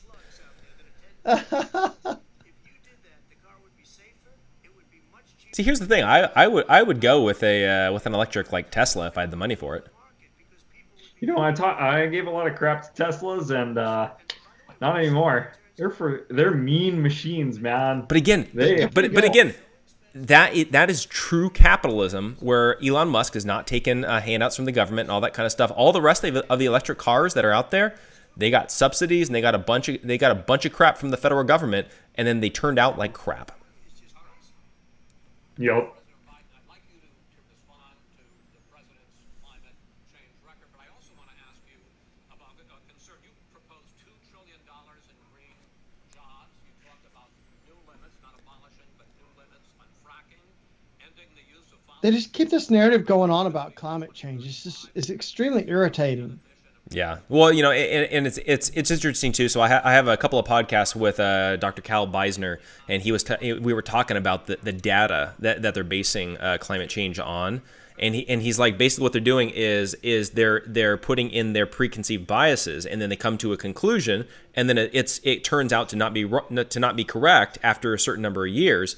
But then what ends up happening is they never correct the data where they were wrong. They never self-correct. So then they just keep continuing to go down this path of never self-correcting. And that's why we have these numbers where every 10 years they say we've only got 10 years left. And it's like, okay, you've been wrong every decade ever since. Absolutely. Right. And we, like you said, like we haven't even been gaining that information for that long. Like weather technology is relatively new. Mm-hmm.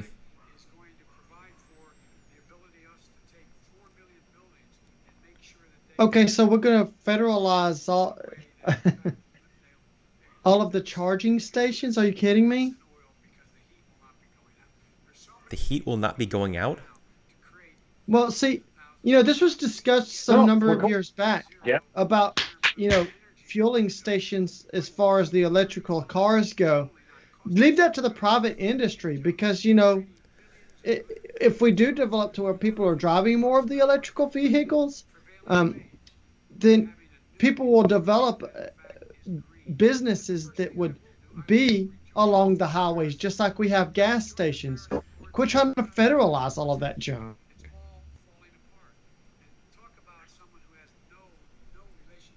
Nope. Okay. He's our. See, we don't need to rejoin the Paris Accord. That was disastrous. Yeah, the interesting thing too, and Juan Valdez said over on YouTube, the grid is too old to handle all the charges. The thing is like out here in California, we are having rolling blackouts because we don't have enough power out here. Imagine, because Governor Newsom just announced that by 2035, no more cars are allowed to be sold unless they're electric. So in 2035, all new cars have to be electric cars. Imagine what our lack of power is going to be like when everybody has to charge their cars. We got a lot of real estate up here, Jeff. Just saying. Hey, I need better weather. I need global warming in the Dakotas. Ain't that bad. You bring up after you go numb, you can't feel anything. You bring up an interesting point about that, Jeff. That our infrastructure nationwide is weak as far as the electrical grid goes. It can't handle a whole nation of federalized charging stations. It's going to cost nobody will be able to use another air conditioner again, which would make them extremely happy unless it's their house.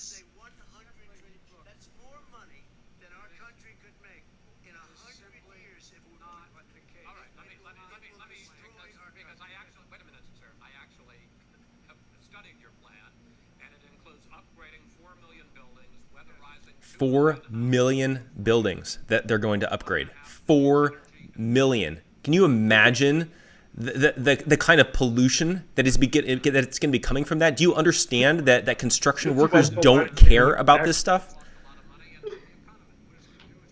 Can you imagine all the asbestos that's going to be in the air for decades to come because of this? Exactly.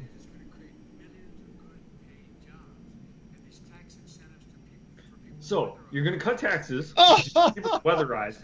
So now you're going to give them tax breaks so they can weatherize their buildings. How about you just let people keep more of their money and they can do whatever they want?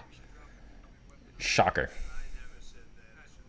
Dude, And also too, it's like, again, like, and for people that are watching this, if you want, go back, because I've got an episode of Conversations with Jeff with Dr. Cal Beisner, and the week before I had him on Freedom One-on-One, and we dove into a lot of the stuff with climate change and the numbers and the figures and all that kind of stuff. So number one, even if the entire North Pole melted, the sea levels would not rise a centimeter, because it's ice floating on water. When ice melts, it just absorbs into the water. Nothing happens. So that's problem number one.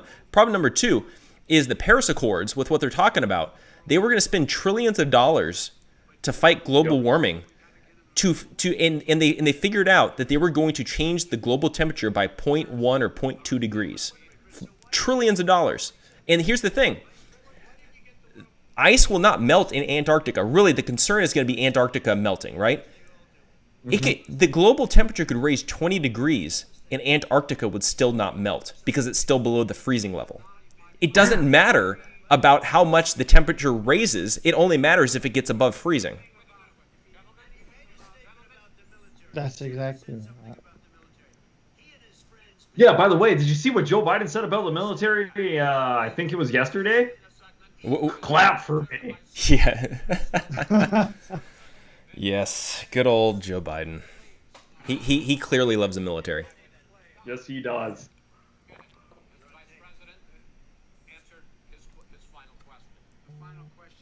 Can't even remember where you are, Joe. Get it together, man.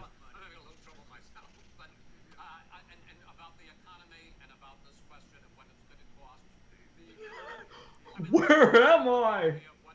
Dude, they're really, really making Joe Biden look glowingly tonight. Katie Kirk, Chris Wallace. Wait, Joe Biden doesn't support the Green New Deal? Wow. He is losing the Democrat voters. Kanye West may have a shot here. So let's get this straight. Joe Biden does not support the Green New Deal. Yep. He thinks that the majority of police officers are good. There's a few bad apples. Yeah. I mean, at what point are the Democrat voters going to be like, yeah, I'm not voting for this guy? Left enough for him, and they're just going to stay home. And this is what I saw on Twitter when Joe Biden actually won the nomination. Is a lot of the Bernie bros were like, well, I'm not even going to show up. I'm just going to stay at home because he's not nearly radical enough to support the base that's there. So his base begins to fracture and fall apart because he legitimately has no firm standings. He has no platform. Well, and also, too, if you go look at his stated platform that's on his website, joebiden.com, you can go look and you can see it's more progressive than Bernie Sanders. However, if you watch him here or you watch his speech at the Democrat National Convention, he was a very moderate to almost like he would be a more progressive Republican, right? There's a disconnect between his stated platform and what he actually believes. And so then that leads us to believe he's not going to actually be the one running the show. He's got his handlers, and he's just showing up there. He's the Queen of England, waving his hand, and that's the end of it. And I think that's the thing that America needs to understand is that Joe Biden, even if he's elected president, he's not actually going to be president because there's such a disconnect between his stated platform that he's got written out versus what his platform is that he's saying right now. So, okay, JD, we've got you back. We've decided that Joe Biden is a secret Republican because he's literally talking like a Republican right now. Oh yeah. No, I mean he's not a secret Republican, he's a pandering Democrat who's trying to they basically established that, once they had a little bit of support from the left, Alexandria Ocasio-Cortez, Sunrise Movement is coming around just as Democrats have been a little bit more open to him. Victory. They've made backroom deals. But I mean, but here's the thing, JD. Like, he's talking about the majority of police are good, solid police officers. There's a few bad apples. I thought that was a racist talking point. He just said that he doesn't support the Green New Deal. I mean, how do Democrats vote for this guy? I feel like Kanye West may have been the winner in this because a lot of Democrats are going to leave and they need a third-party candidate. Check this out, guys. President Kanye West 2020. This is, like I said before, we have a lot of work to do now. So, yeah, we didn't get the easy pass that so many people were saying that we were going to get, including me. I'll admit, a few weeks ago I was saying, wait for the debates. I was saying there won't be debates. I said this is the worst case scenario, essentially. Oh, well, thank you. Trump has been the only one off script this whole broadcast on watching this debate. I just feel that Joe Biden had talking points prepared, and that's why you have Chris Wallace trying to tell Trump to shut up, because it was knocking Joe Biden off of the sentences he remembered. And I think that maybe it might have been what Trump's been trying to do all along, is knock him off script. Oh, he was. That was the strategy. They wanted to take advantage from the beginning and try to make him lose his train of thought, because he is prone to doing that. And they gave Joe Biden the bee pollen injections right before the debate. Yeah. So he was able to hold it together well enough to get his talking points out, knowing that he's not going to call him out on them. Actually, it wasn't bee pollen. They were just injecting ice cream into his veins, because they posted a picture before of the ice cream, and I think that they understood if he ate the ice cream, he'd have a sugar crash about halfway through. So they just injected it. He's probably got an IV still in there right now. on his behind. It's a little cold in the veins, but other than that, it's fine. We have a lot of work to do. Chris Wallace makes me want to smack him. I'm sick of him. Oh. I agree, and this is what the problem is with setting the bar so low. Is now he comes out even higher than what he is, because you set it so low. Now you perform so great.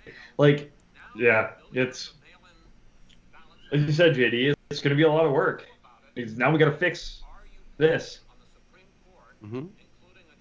We do. Okay, so from what we've seen so far, obviously we're getting towards the end, right? I mean, does this make you guys nervous for the election? I think you might have changed a few over, honestly. I'm never nervous. I'm always nervous. All right, guys. We can do this at the end, but I think that it's going to remain the same as it was, and I'll tell you why later.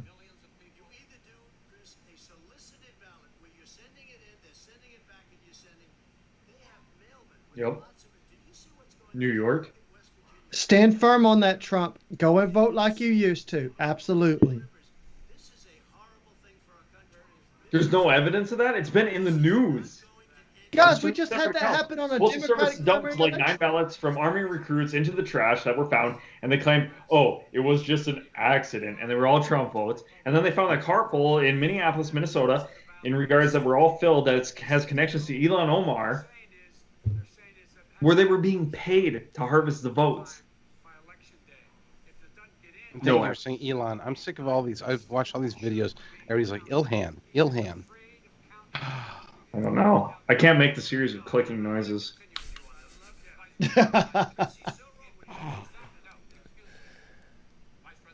Shu's the only one out of all of us that can get away with that. So.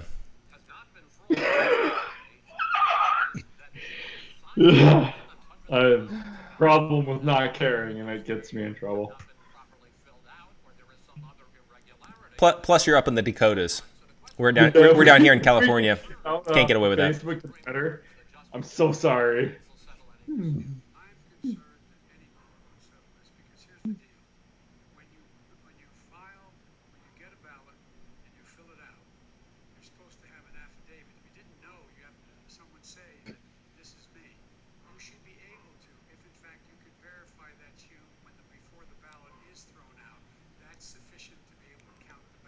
What did he just say? I did not understand what he said. I don't know, but I know what he's alluding to. There was a bunch of ballots that were sent in that signatures ended up not matching, and they were all magically Trump voters. It was on the Louder with Carter show that was released yesterday, and because the signatures didn't match, they ended up throwing those ballots away. And there was like a bunch of them. I think there was around 1,000 of them. You know what? Trump has to, because he like, oh my, Chris Wallace like gives, oh. No, because you won't ask Trump the same questions, and you don't want him to reply to the questions. No, it shouldn't be days. It shouldn't be nights. It should be on election day. How many ever votes? There is a cutoff. One day. This election is no different. That should be treated no different than any other election. You can get out there and protest. You can get out there and vote. By the way, did you guys see that Tulsi Gabbard came out and is calling for an end to harvest or ballot harvesting? Yeah, I saw that. You know, if she was the primary, I would not see Trump winning at all. At all. No, it's victory that night. Why do we got to go through these days in before you can declare victory? Trump, you better not concede at all. They were thrown out. They weren't allowed to watch. You know why? Because bad things happen in Philadelphia. Bad things. And I am urging my people. I hope it's going to be a fair election. If it's a fair election, I am 100% on board. But if I see tens of thousands of ballots being manipulated, I can't go along with that. And I'll tell you what, from a common sense, I'll tell you what it means. It means you have a fraudulent election. You have a Chris revote. Wallace is a chump.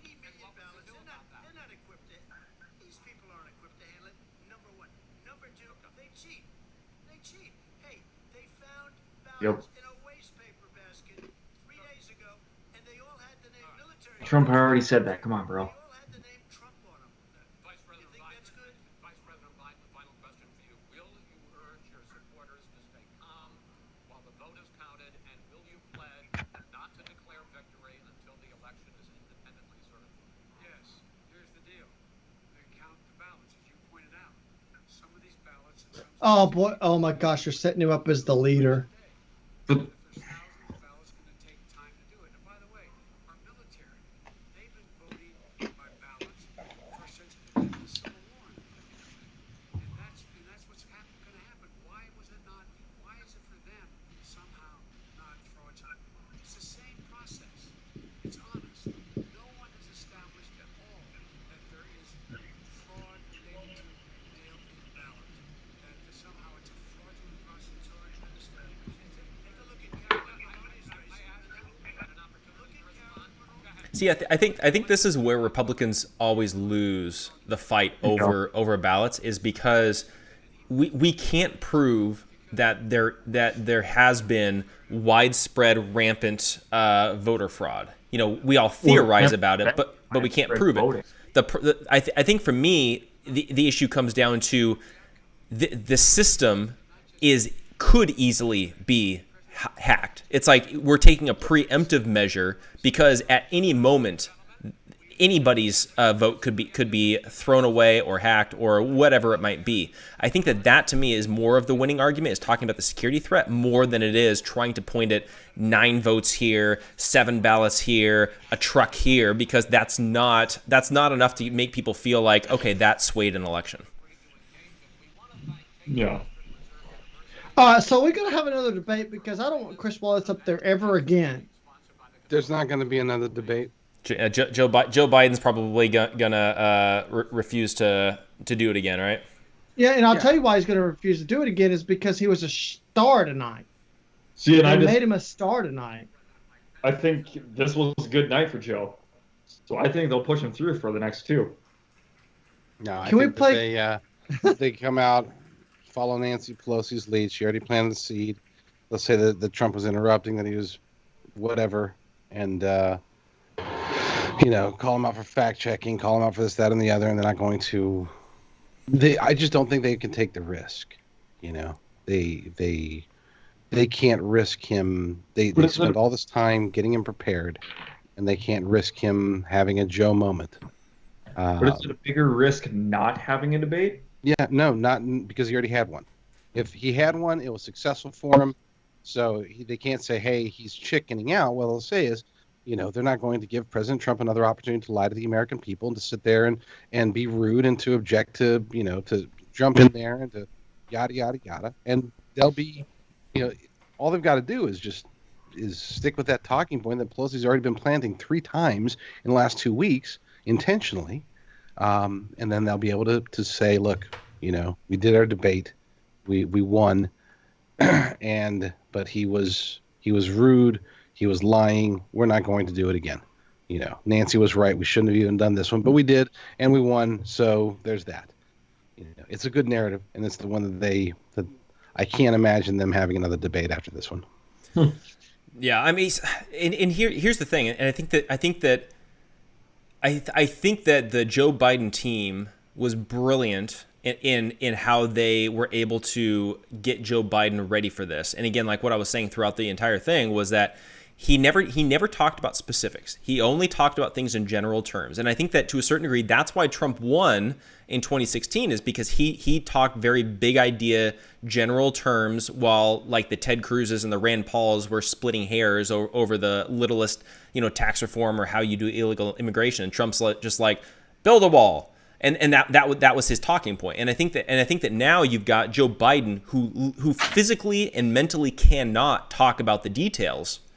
And I think that Trump, there's no contrast. He needs to provide a contrast. And again, like I was saying earlier, he's smart enough to where he could run numbers and facts and figures and run circles around Joe Biden. But instead, he fell for the trap and he went back to 2016, and I think it bit him.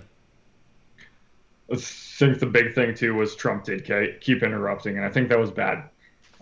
Just for the sole purpose of Joe Biden shoots himself in the foot. Well, they both do, if they're left long enough to talk. If he would have just let Joe continue to talk, he'll end up falling, tripping and stumbling all over himself. And I think Trump should have backed off, let him try to finish out his thought give him the opportunity to make his own mistakes. You never interrupt your enemy when they're making their own mistakes. That's what should have been allowed to happen, because when he comes in,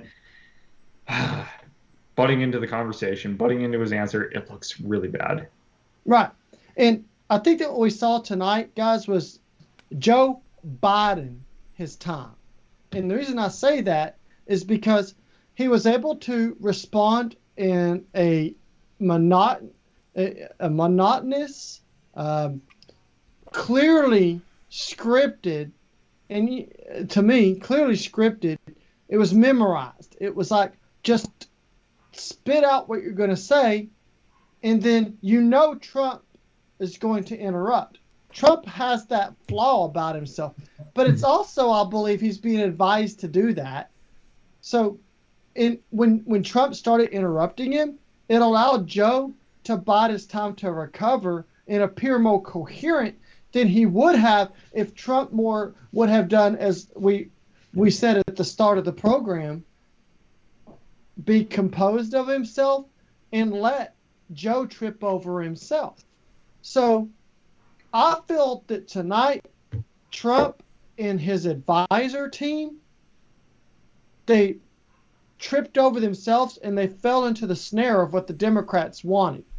So we're going to see a ton of YouTube clips, a ton of clips tomorrow on all of the liberal media showing how out of control Trump was, which they did during the other debates in the previous years.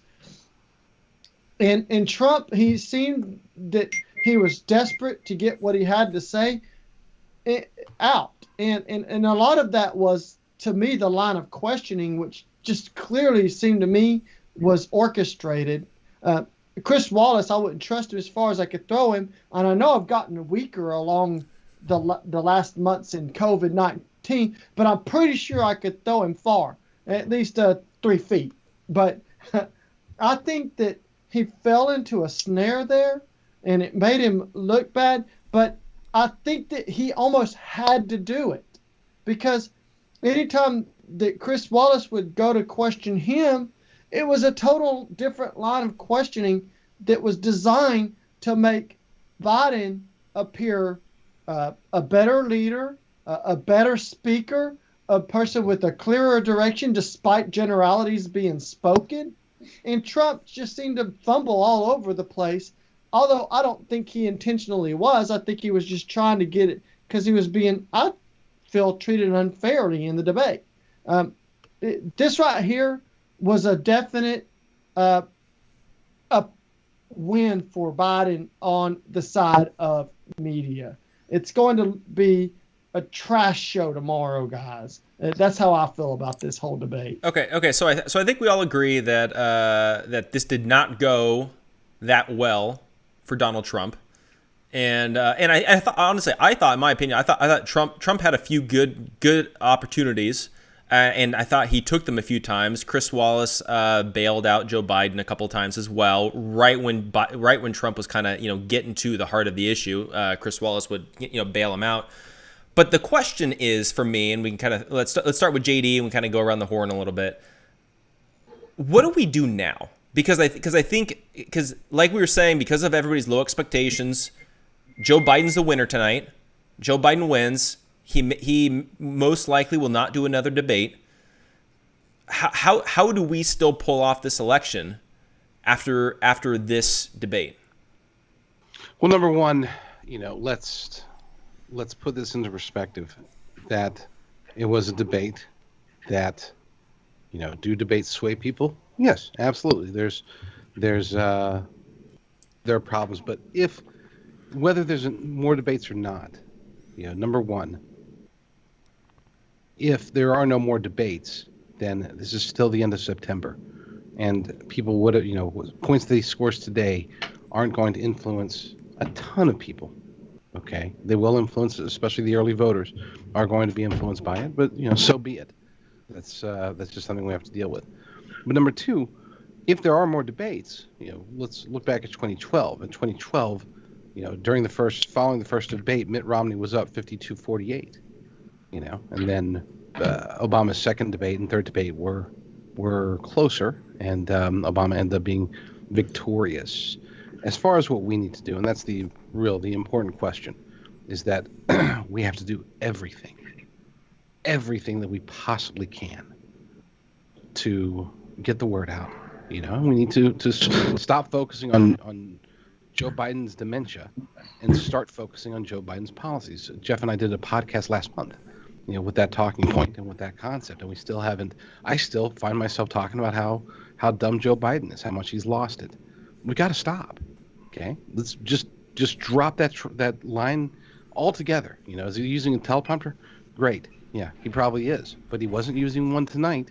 So drop that line of discussion. Let's take it issue to issue. Let's attack what he's already said. He was saying he keeps going after the economy. We need to remind everybody that the economy was freaking awesome before COVID-19.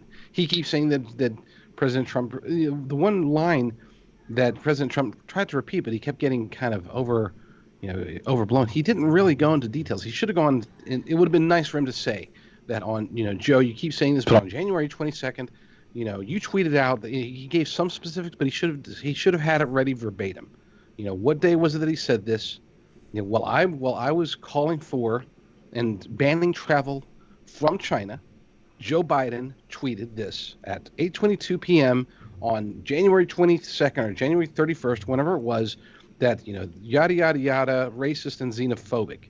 Okay. Do you still feel that way, Joe? And look at him and just shut up and let him answer. He won't answer. Okay. But that would have been a winning moment for Trump. That would have negated a lot of what Biden said multiple times about how, we can't trust this president, that it's, the 204,000 deaths are his fault and yada, yada, yada. We have to focus on those concepts, those talking points, and we have to get the word out there, which means pushing podcasts, which means pushing videos, which means sharing articles, which means not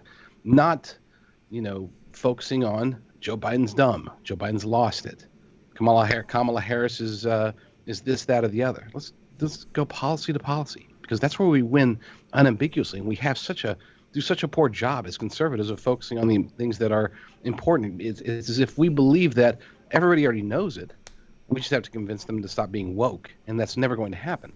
They're going to be woke no matter what. We need to convince them that if they get their way, that the United States is going to be destroyed. That's a better argument, in my humble opinion.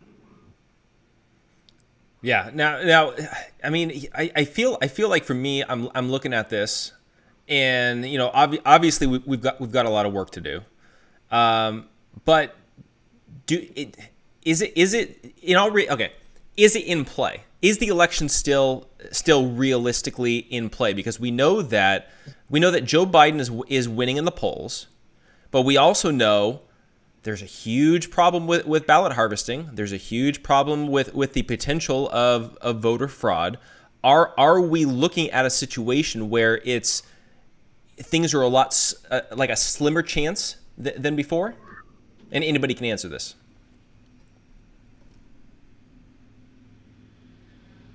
I don't think that we're looking. Sorry, go ahead.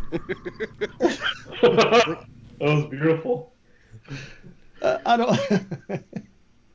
don't think that we're looking at I don't think that we're looking at a slimmer chance than before, Jeff. I think that we're still at the same point that we were before.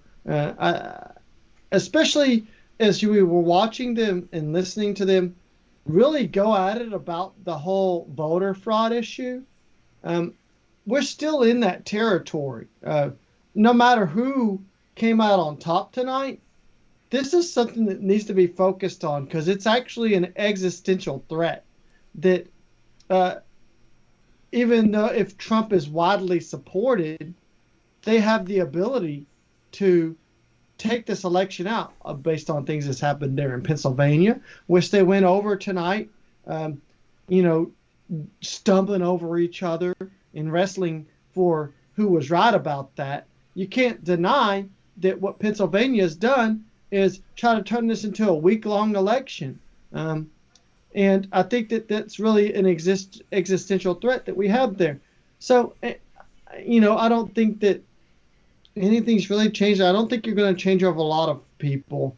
I think that what happens here is you're going to empower complacent people, on the actually liberal side. I think it's going to empower them more.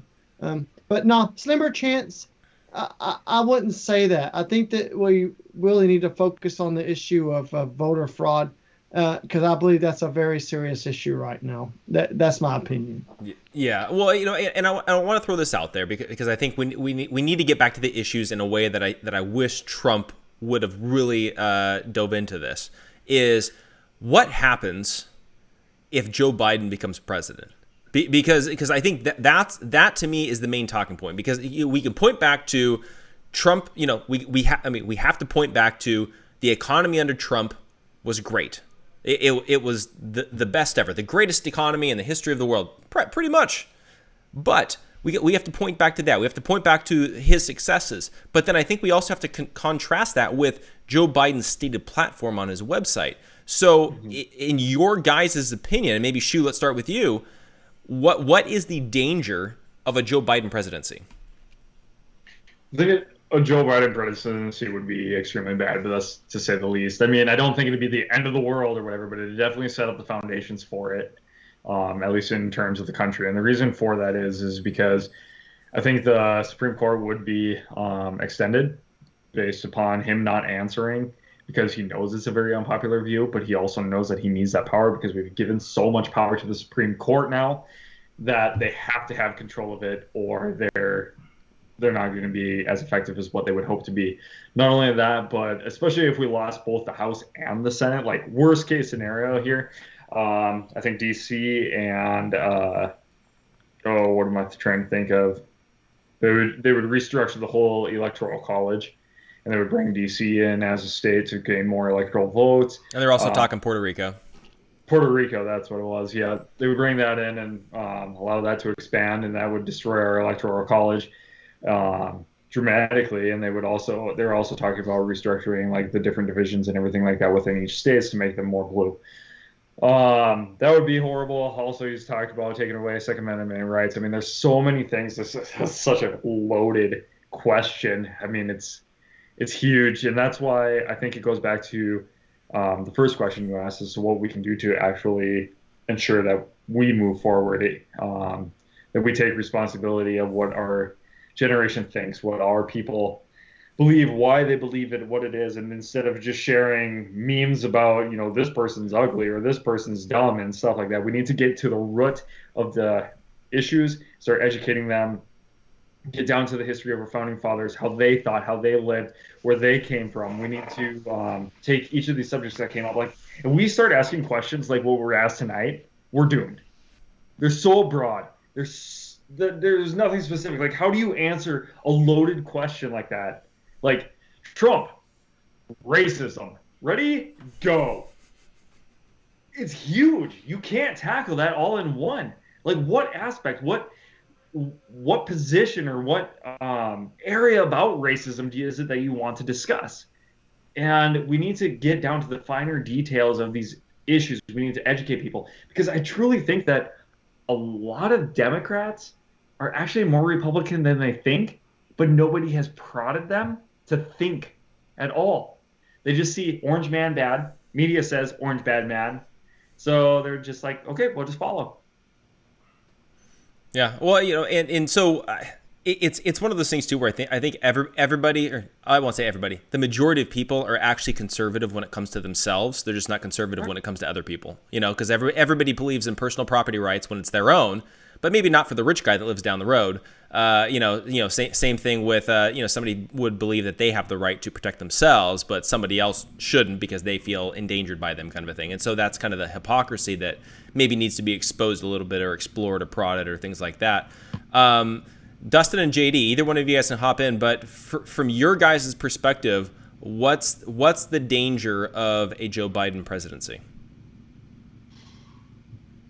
Go ahead. Dustin, or is he not? Is he there? Okay, I'll go. No, I can go. Do you want to go? Well, I figured I'd let you go. You're better looking than me. Well, that's that's only because of my shaved face. So I'm stalling, not because I don't think that there are dangers to a Joe Biden presidency, but because my answer won't be as politically correct as it should have been. Okay, sorry. I was also finishing up something on the computer. Sorry. Okay, so so Joe, I disagree with Shu when he says, doesn't think that we won't survive. I don't think we will survive. I think that that a Joe Biden presidency, especially combined, as Jeff mentioned, with loss of the Senate, in particular, loss of the House, are continuing to keep Nancy Pelosi in there, if they are able to get a majority. And here's what's going to happen, by the way. Let's be clear. Whoever wins the White House wins the Senate. Okay? The House is more up for grabs, but the way the White House goes, the Senate will go, because it'll be based on the way that the demographics are right now. We have to a major loss of the White House would mean we probably lost North Carolina, so we lost Tom Tillis. We probably lost Colorado, so we lost Cory Gardner. We probably lost we're going to lose Maine, and we're almost certainly going to lose Susan Collins, and that's not much of a loss at all. And we probably lost Arizona, which means we lost Martha McSally, which again isn't too terrible of a loss, but still that puts it at 49-51 in favor of the Democrats in that scenario, and that's not even taking into account some of the other vulnerable seats. We should get Doug Jones's seat back with Tommy Tuberville, which would put it at a 50-50 tie, with Kamala Harris as president of the Senate as the tiebreaker. All of this means that the agenda of the left, and I'm not even talking about the radical left. I'm not saying the existential threat is the Green New Deal. The existential threat is the stepping stone to the Green New Deal. And I don't think we can survive the stepping stone, because once you start throwing in all these little things, what's going to happen is a slight economic collapse, which almost started with Obamacare. Obamacare was a stepping stone to socialized medicine. So now you have these additional stepping stones to get to socialized medicine, single payer, with the public option, which Joe Biden and Kamala Harris will be pushing for. You have environmental policies, and you have humongous tax increases for businesses that will translate into fewer jobs. I don't care what the Moody's report from Wall Street Journal says. They're going based upon a lower number of jobs today relative to how many jobs can be created next. But the thing is that once you start that collapse, we're at that stage in our history where the next step with a Democratic House, Senate, and White House, the next step is advancement towards modern monetary theory. And the problem is that we demonstrated that it works. It doesn't work, but we demonstrated that it at least from their perspective, you'll have Alexandria Ocasio-Cortez saying, hey, we were able to spend, $3 trillion during the coronavirus, and nobody, it didn't crumble our economy. Nobody was asking, how are we going to pay for that, right? Well, why can't we do the same for climate change, Joe? And shouldn't it be 10 times that much? And then you've got, people saying, oh yeah, I guess she's kind of right, because we didn't crumble as a result of a $3 trillion increase.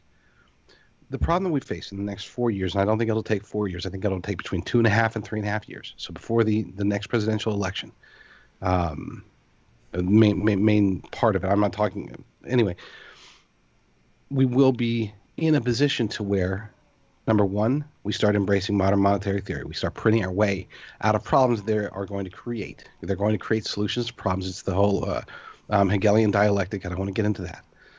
But, pardon me, but they,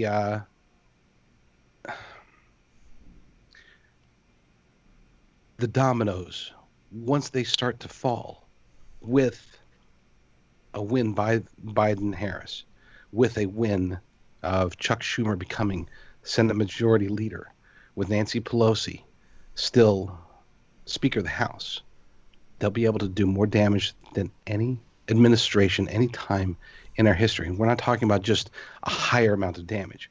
We're talking about irreversible damage, because once you start going down that road of modern monetary theory, the petrodollar goes away.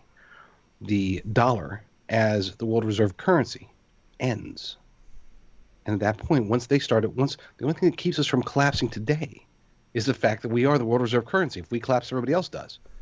And the rest of the world knows that, which is why they will, once they start seeing what's happening to our economy as a result of this Democratic majority, they're going to run, and we will collapse.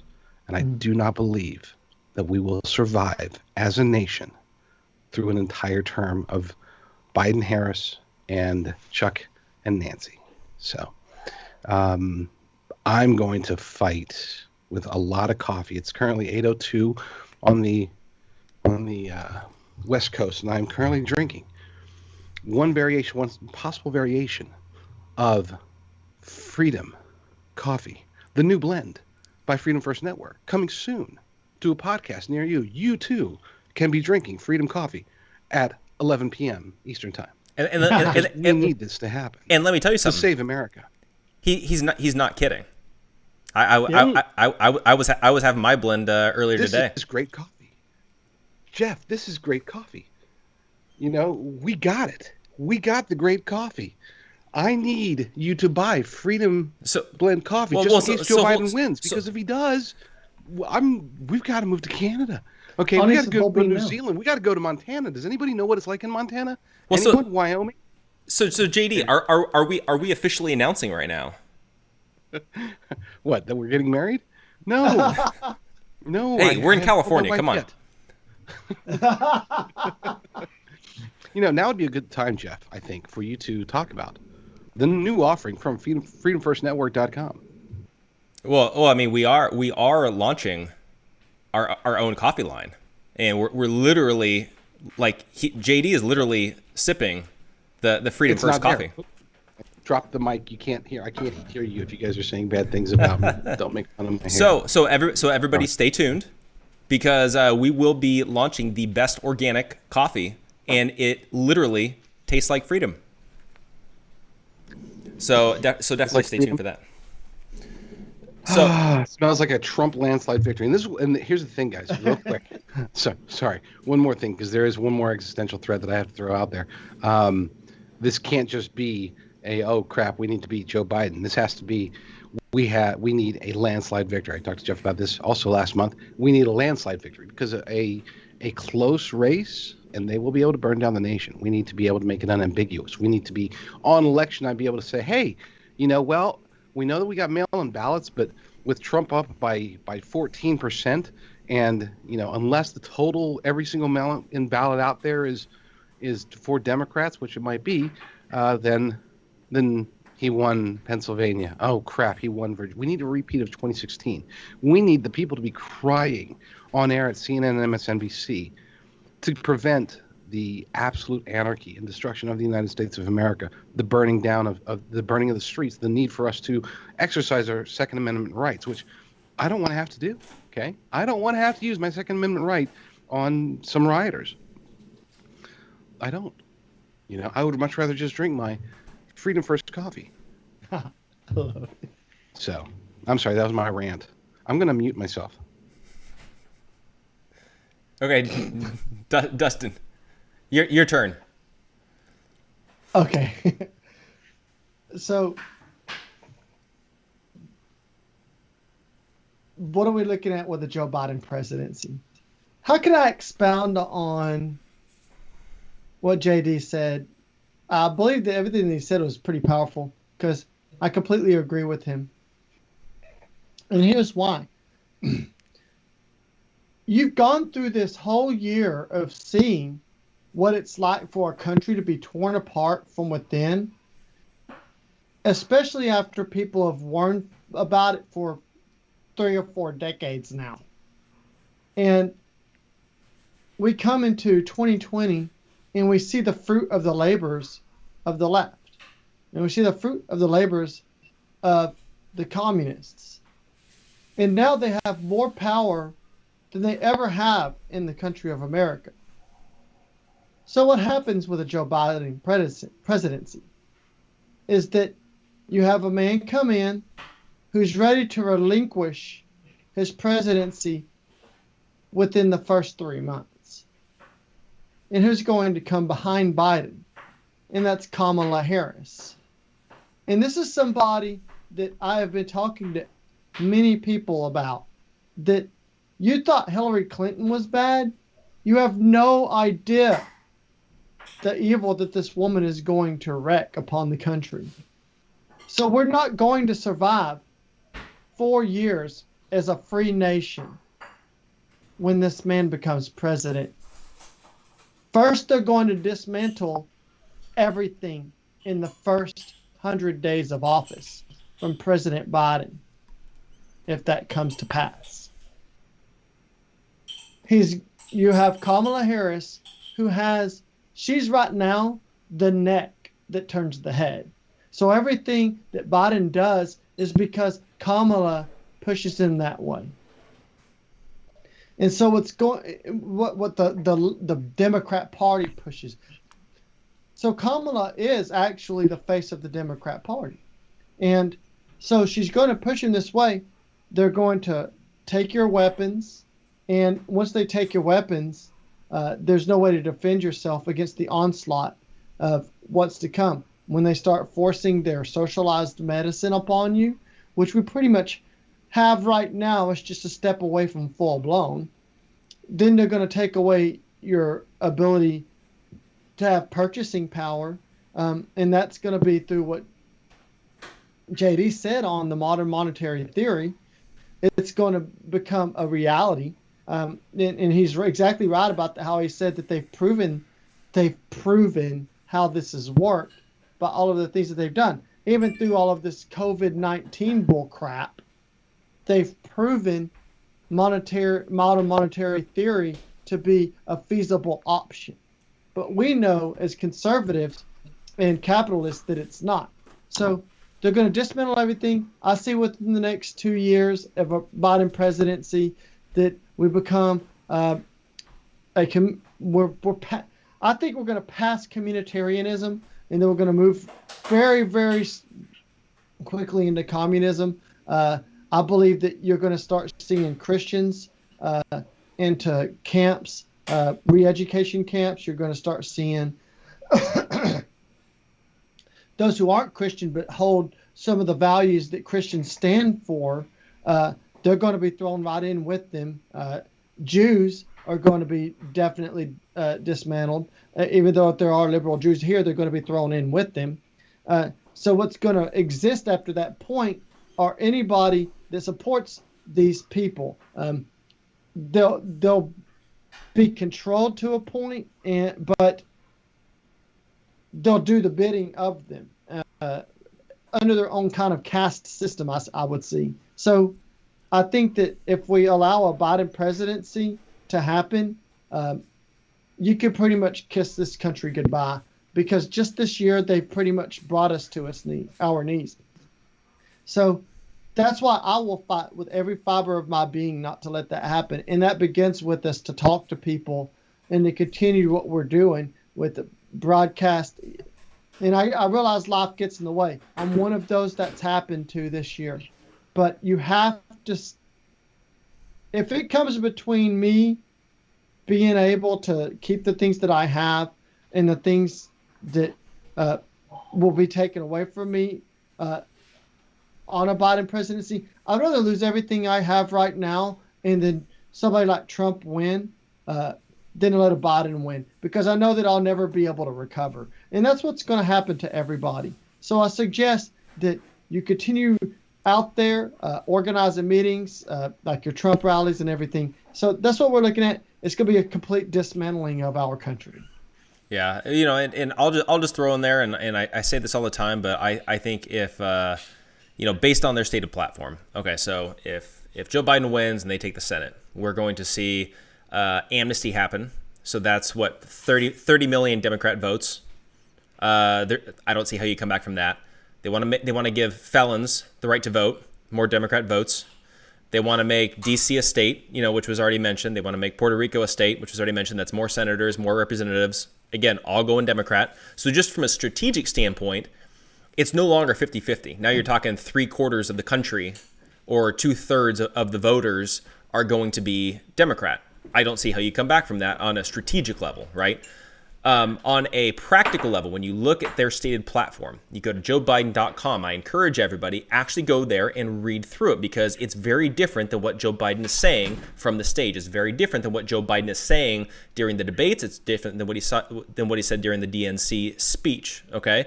So he's talking about hiring 100,000 contact tracers to trace you, if you either have COVID-19 or came into contact with somebody who has COVID-19. Now, they're also talking about having a vaccine by next year. So what's going to happen to those 100,000 contact tracers? Do you really think they're going to let them go? No. So what do they actually want them to do? They're going to be there. They're keeping tabs on anybody and everything.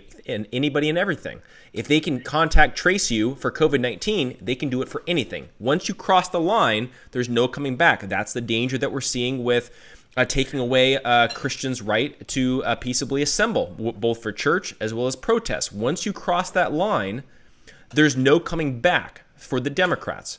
And if we then give them power in this election, we give them power for decades to come. There's no coming back from that. We're going to see churches in my opinion, churches are going to be limited indefinitely for safety precautions. I mean, a lot of these lockdowns and shutdowns that are in place, they did it in the name of COVID-19. What's to stop them to doing this to combat the flu? What about the next thing that comes about? What about the next disease? What about, anything and everything? If we can shut down the economy for a virus where over 99% of the people survive, I mean, you're talking about ultimate and complete power, all in the name of health and safety. This is the danger that we're facing. If we give these people power, they're a bunch of big government, authoritarian, socialist people. This is the danger. If we want to live in a free society, we cannot allow Joe Biden to take office. And I'll throw this out there too, for the never Trump conservatives. This is do or die time for our country. And there's a lot of people, and even friends of mine, that are still hesitant to vote for Trump because they still believe that a vote for a third party is perfectly fine, perfectly normal, and that Trump hasn't earned their vote because of certain moral issues or things like that. I get the understanding and I get the logic, but the danger that we are facing with Joe Biden as president, there's no coming back from that. And that's what JD said. That's what Dustin said. That's what we're all saying. There's no coming back from a Joe Biden presidency. if that happens, America's done. There still may be the America in name, but in the Constitution and what the Founding Fathers intended for us, there is no more America. So if we splinter our own vote by having a bunch of conservatives that are not willing to hold their nose and vote for Trump, at the very least, if Trump is elected, you've got a shot at getting a strong Christian conservative in office in 2024. If Joe Biden is elected, we have zero shot. And that, to me, I think is the danger. Now, does anybody think I went too far on that one? Nope. No, I don't. I think that we alone are giving the government too much power in itself. This country is only over when we decide that it's over. From your cities to your states to who you are within your own communities. You, the people, only give the government as much power as you are willing to give them. There's a reason why where I'm from, we didn't bow or kowtow to any of this COVID regulations or anything that was implemented throughout the rest of the country. It's because we said no. You can say no. Your neighbor can say no. Your city can say no. This isn't... The government is only as powerful as you let it be. We are a nation founded by the people. Okay? Not by government officials, not by tyrants, not by kings, not by lords. We, the people of the United States of America, founded this nation, well, several years ago. But we still hold this nation. We are responsible for this nation. We are responsible for who we elect, for who we put in office, and for how far we let the government take control of our actions and take care of our regulations within our cities. If they start passing stuff that, start hauling off Christians to, camps like Dustin was saying or anything like that, there should have been a long time before that we should have put a line in the sand and said enough is enough, and we should have watered the tree of liberty a long time ago. Enough is enough. There needs to be a line in the sand, and if we're willing to let it drive that far, as soon as they come for our Second Amendment rights, I promise you it's not going to end well up here. And it shouldn't end well wherever you're from. Well, and that's why I want to move up there. Where are you? Allow them to be. Where are you? More power than they have. Where are you? Always move here to where I am, and join the militia with me. So, which state are you in? Which Dakota? We're up in north. Okay, yeah, I've considered it. I can't get my wife to do it. It's too cold. Like I said, after you go numb, you can't feel anything. It's fine. I'd rather freeze to death than burn to death. Yeah. Okay. So I think as we're wrapping up, because we're coming up to the 3-hour mark of this live stream, is I think to a certain degree, after tonight, I think there's a certain level of pessimism maybe with us. So what can we do? And I know we talked a little bit about this before, but between now and election day, right? Practically speaking, we have a certain limited amount of time, and we're not all like a bunch of really big powerhouse, big names with huge Twitter accounts besides JD, who's the only blue check mark in this group. But and I'm a blue check mark because I drink Freedom First coffee. That is true. I dare anybody to disprove that statement. But what do we do? Like literally, like tomorrow, like what do we got to do to change minds as everyday Americans, not as conservative pundits, not as people on Fox News, not as people with big famous podcasts that are in the top number of podcasts. What do we do tomorrow as everyday Americans or people that are watching this to actually win this election?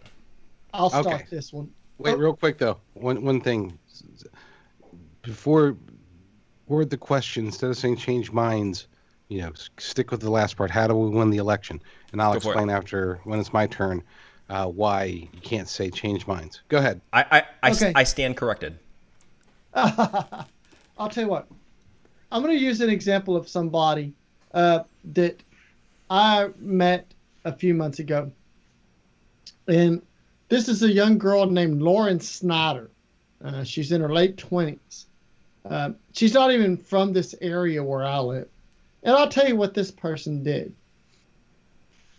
This person came here into this city, and she was fired up. She also is somebody who attended many Trump rallies. And this is somebody who didn't know a lot of people here. But you know what she did? Is she went out and she took a step to do something which appealed to people. And what appealed to people was something called flag runs. And these flag runs, she started with just like, I don't know, 5 cars, okay? And 5 trucks, pardon me. They'll kill me on that one. And they started sticking flags into the back of them. And they would drive around an area called the Loop around here, which takes about an hour or so to drive around the city of Thailand. But because she did that, other people recognized it and started following her lead.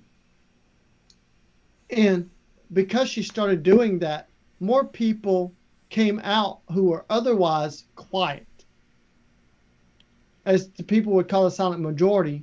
And as I agree with JD Rucker, the silent majority is really no more. No, it It is not. starts with making a difference based on where you are. So she took something that people enjoyed doing and made them a part of it. And now this is somebody that has to go and get security detail because it's so large in this area. So I would suggest that you follow the example of someone like Lauren Snyder, a 26-year-old woman who didn't know anybody in her town because she moved from another city from the southern part of a state, and make a difference by figuring out what people like to do and then incorporating it into support for your president. Because you can figure out a lot of stuff. And I don't want to go into too much of what JD's probably going to say. I don't think that you can change minds, but I believe that you can change passions. And so you can make people want to be a part of something. And because of that, you can use their want and their need to want to be a part of a cohesive group to attract them. And this is what this young woman has done.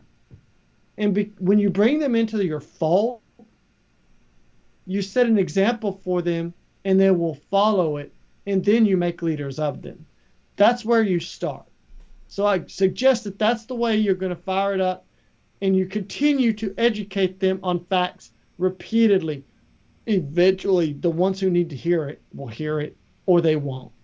Yeah, and I'll just throw this out there before passing it over to Shu really quick. Is like I'm looking at Twitter right now and the headlines on CNN, which we all know are lefty. But again, everyday Americans still pay attention to it, right? So they've got President Trump refused to call out white supremacists for inciting violence and anti-police brutality demonstrations across the country.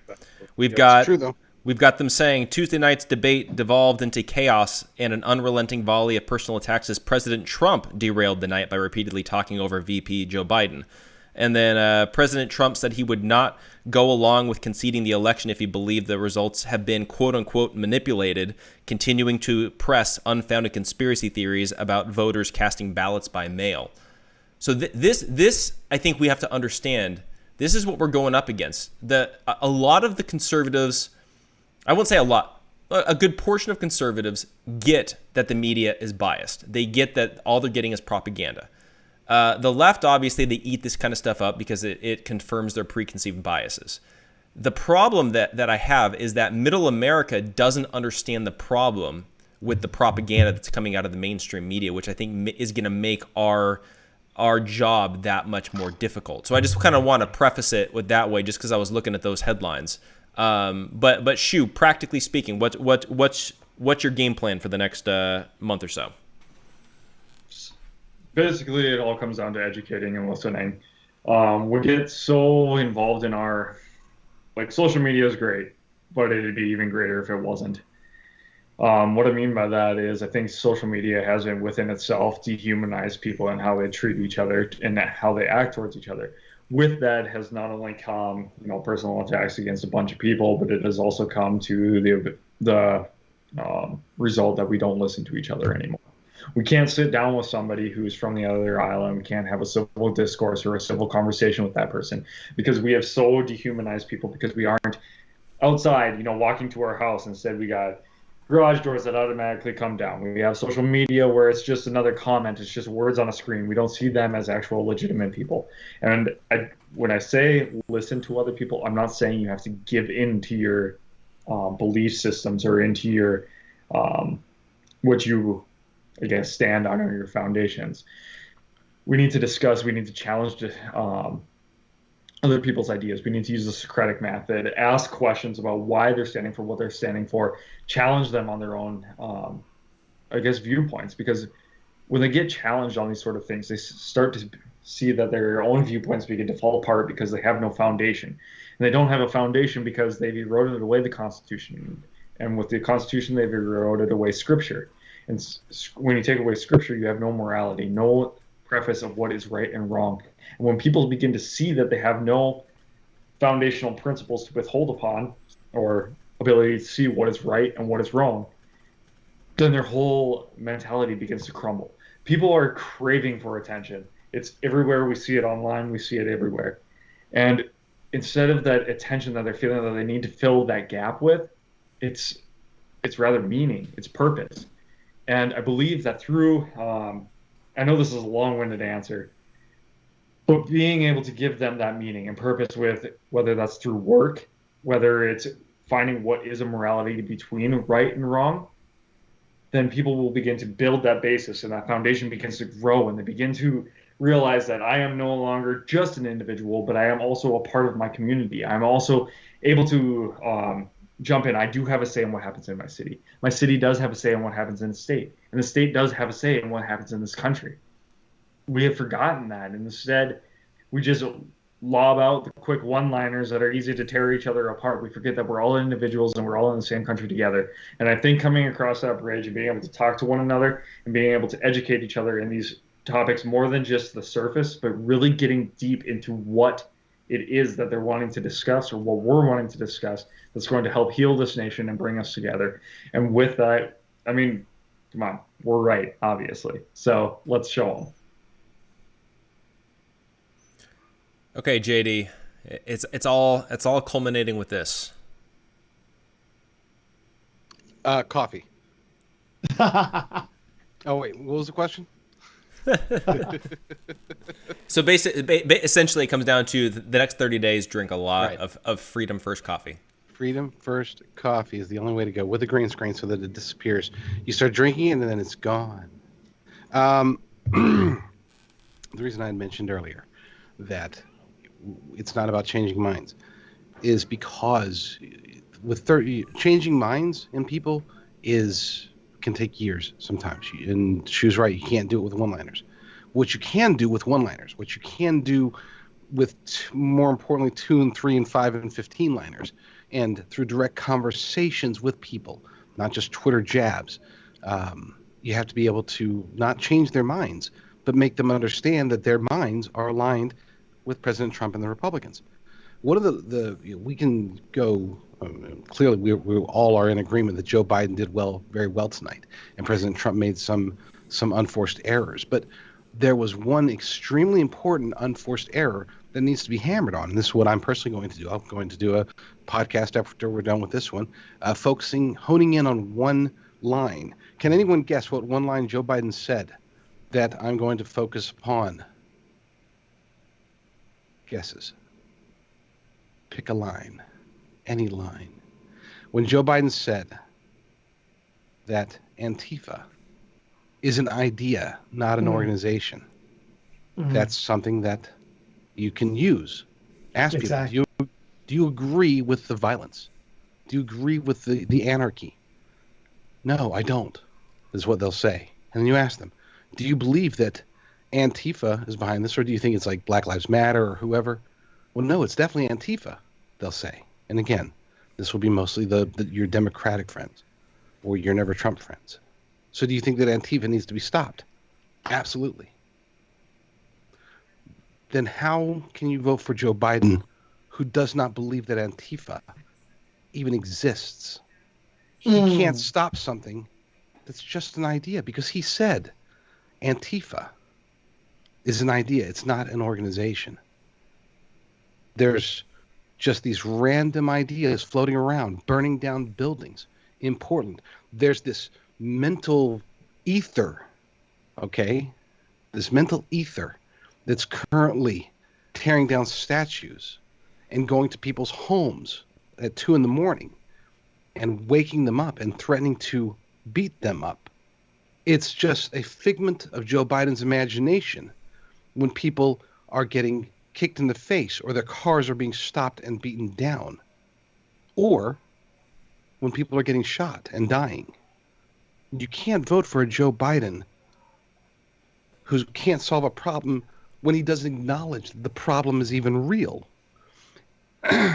We need to be able to not convince people to change their minds on their ideology. We need to get them to understand that whether they're a Republican, never Trump or not, whether they're an independent, right or left-leaning, or a moderate Democrat, that Joe Biden isn't that guy.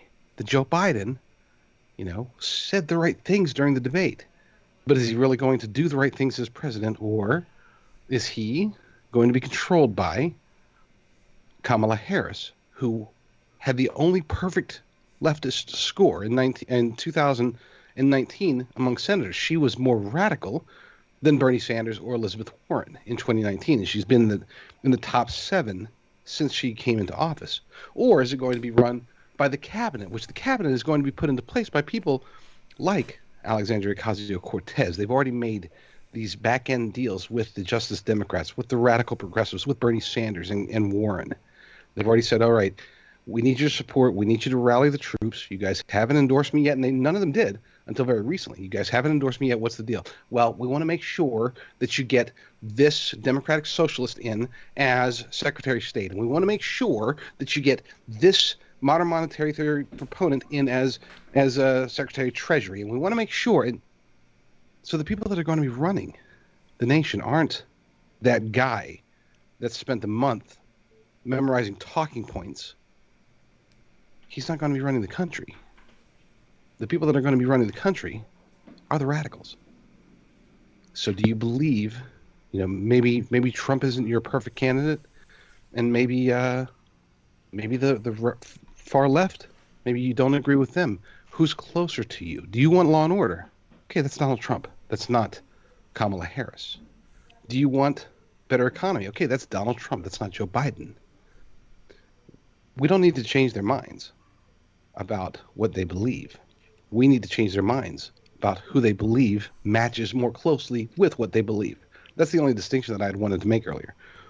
Yeah, well, and it makes sense too, because I know even talking to a lot of people that I know that that they can't bring themselves to vote for Trump, or even some of them are plugging their nose and voting for Biden, or as the saying is, settle for Biden, which is a great rallying cry of the Democrat Party.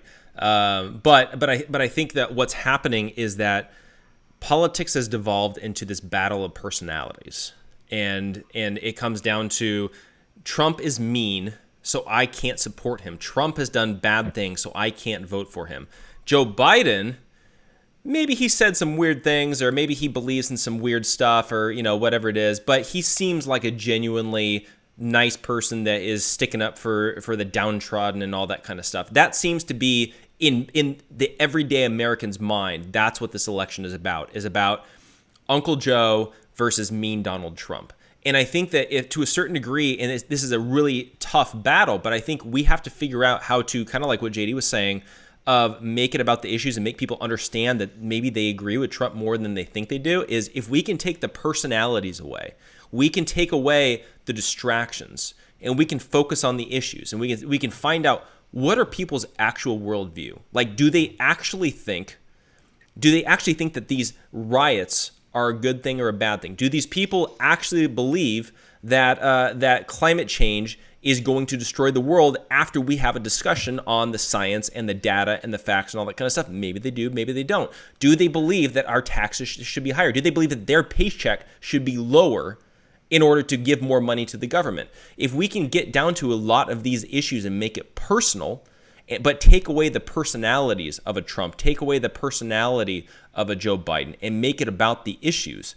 Like JD was saying, I think more people would align with what Donald Trump believes than with what the stated platform of Joe Biden is on his website. But they're voting for Biden because he's Uncle Joe and Donald Trump is mean. And I think that for the everyday American who's not involved in politics on the day-to-day basis like we all are, I think that's the danger of this election, is that people are voting not based on the issues. Because if it was about the issues, I think that they would be voting a completely different way. And that's the scary thing about this, is that I think that the American people are being used and they bought into this reality game show type thing called this election.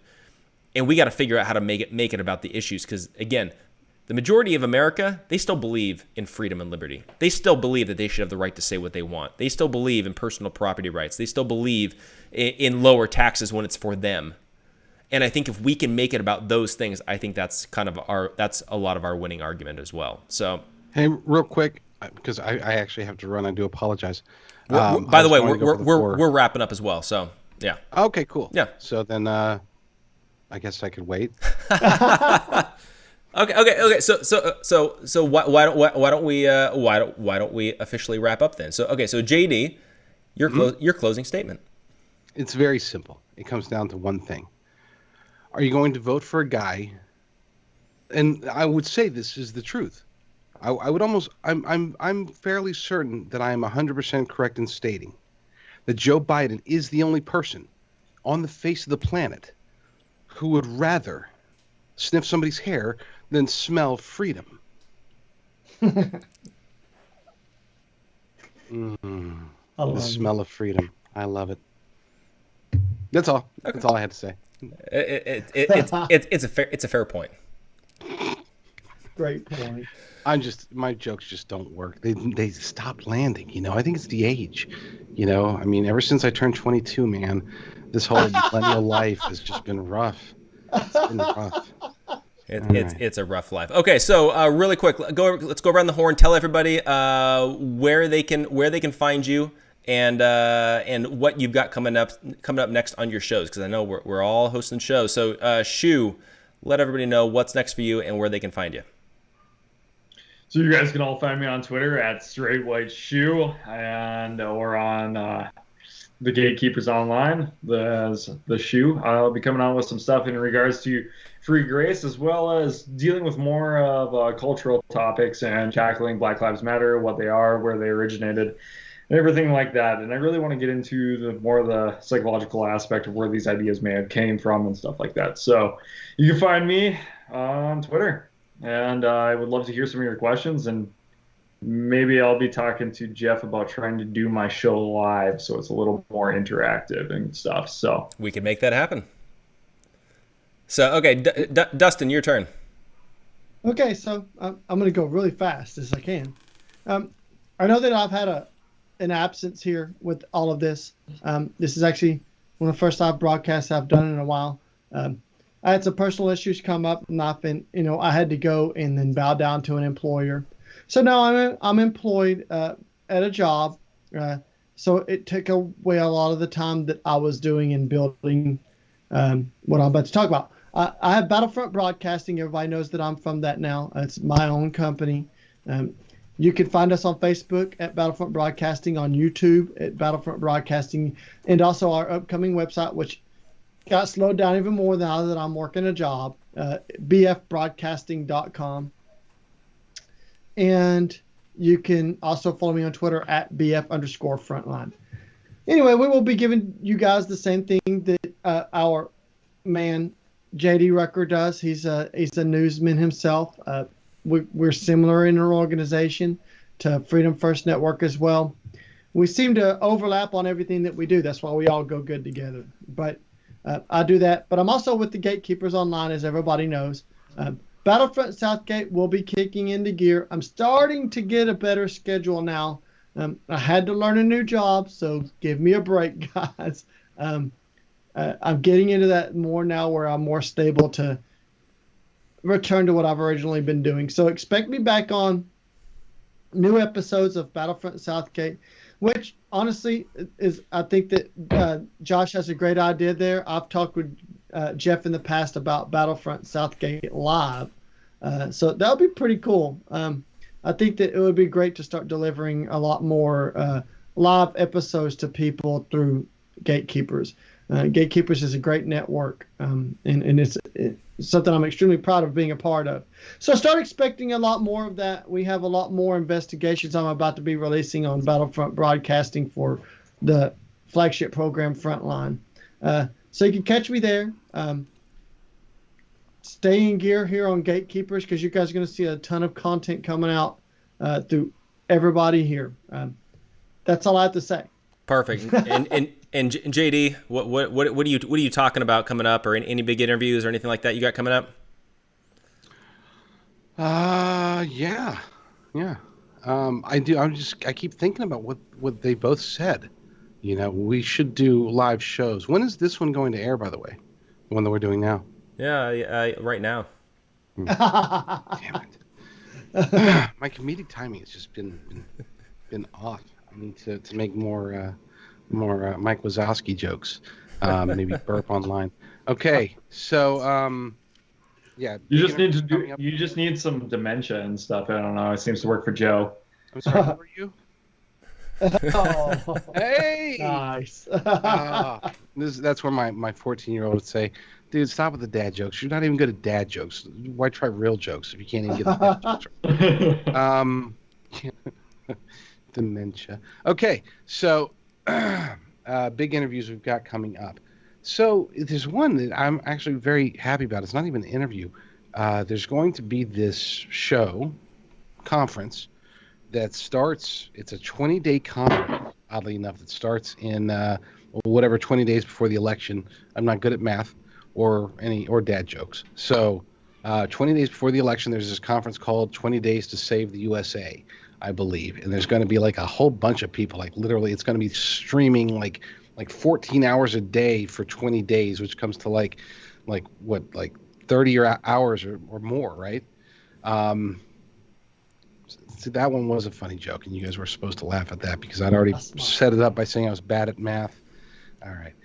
That's going to be coming up soon. Of course, everything you can find me on NOQ Report, NOQReport.com, FreedomFirstNetwork.com, AmericanConservative.com, at JD Rucker. And tonight's show is going to be about, the debate. Yep. I don't know if there's anything else to talk about besides the debate after that one. Okay, and then for me as well, Jeff the GK on Twitter. Conversations with Jeff. We're coming out with that pretty consistently. We got Freedom 101. It's almost a new episode almost every day on that one. We're getting some really, really good guests on that show.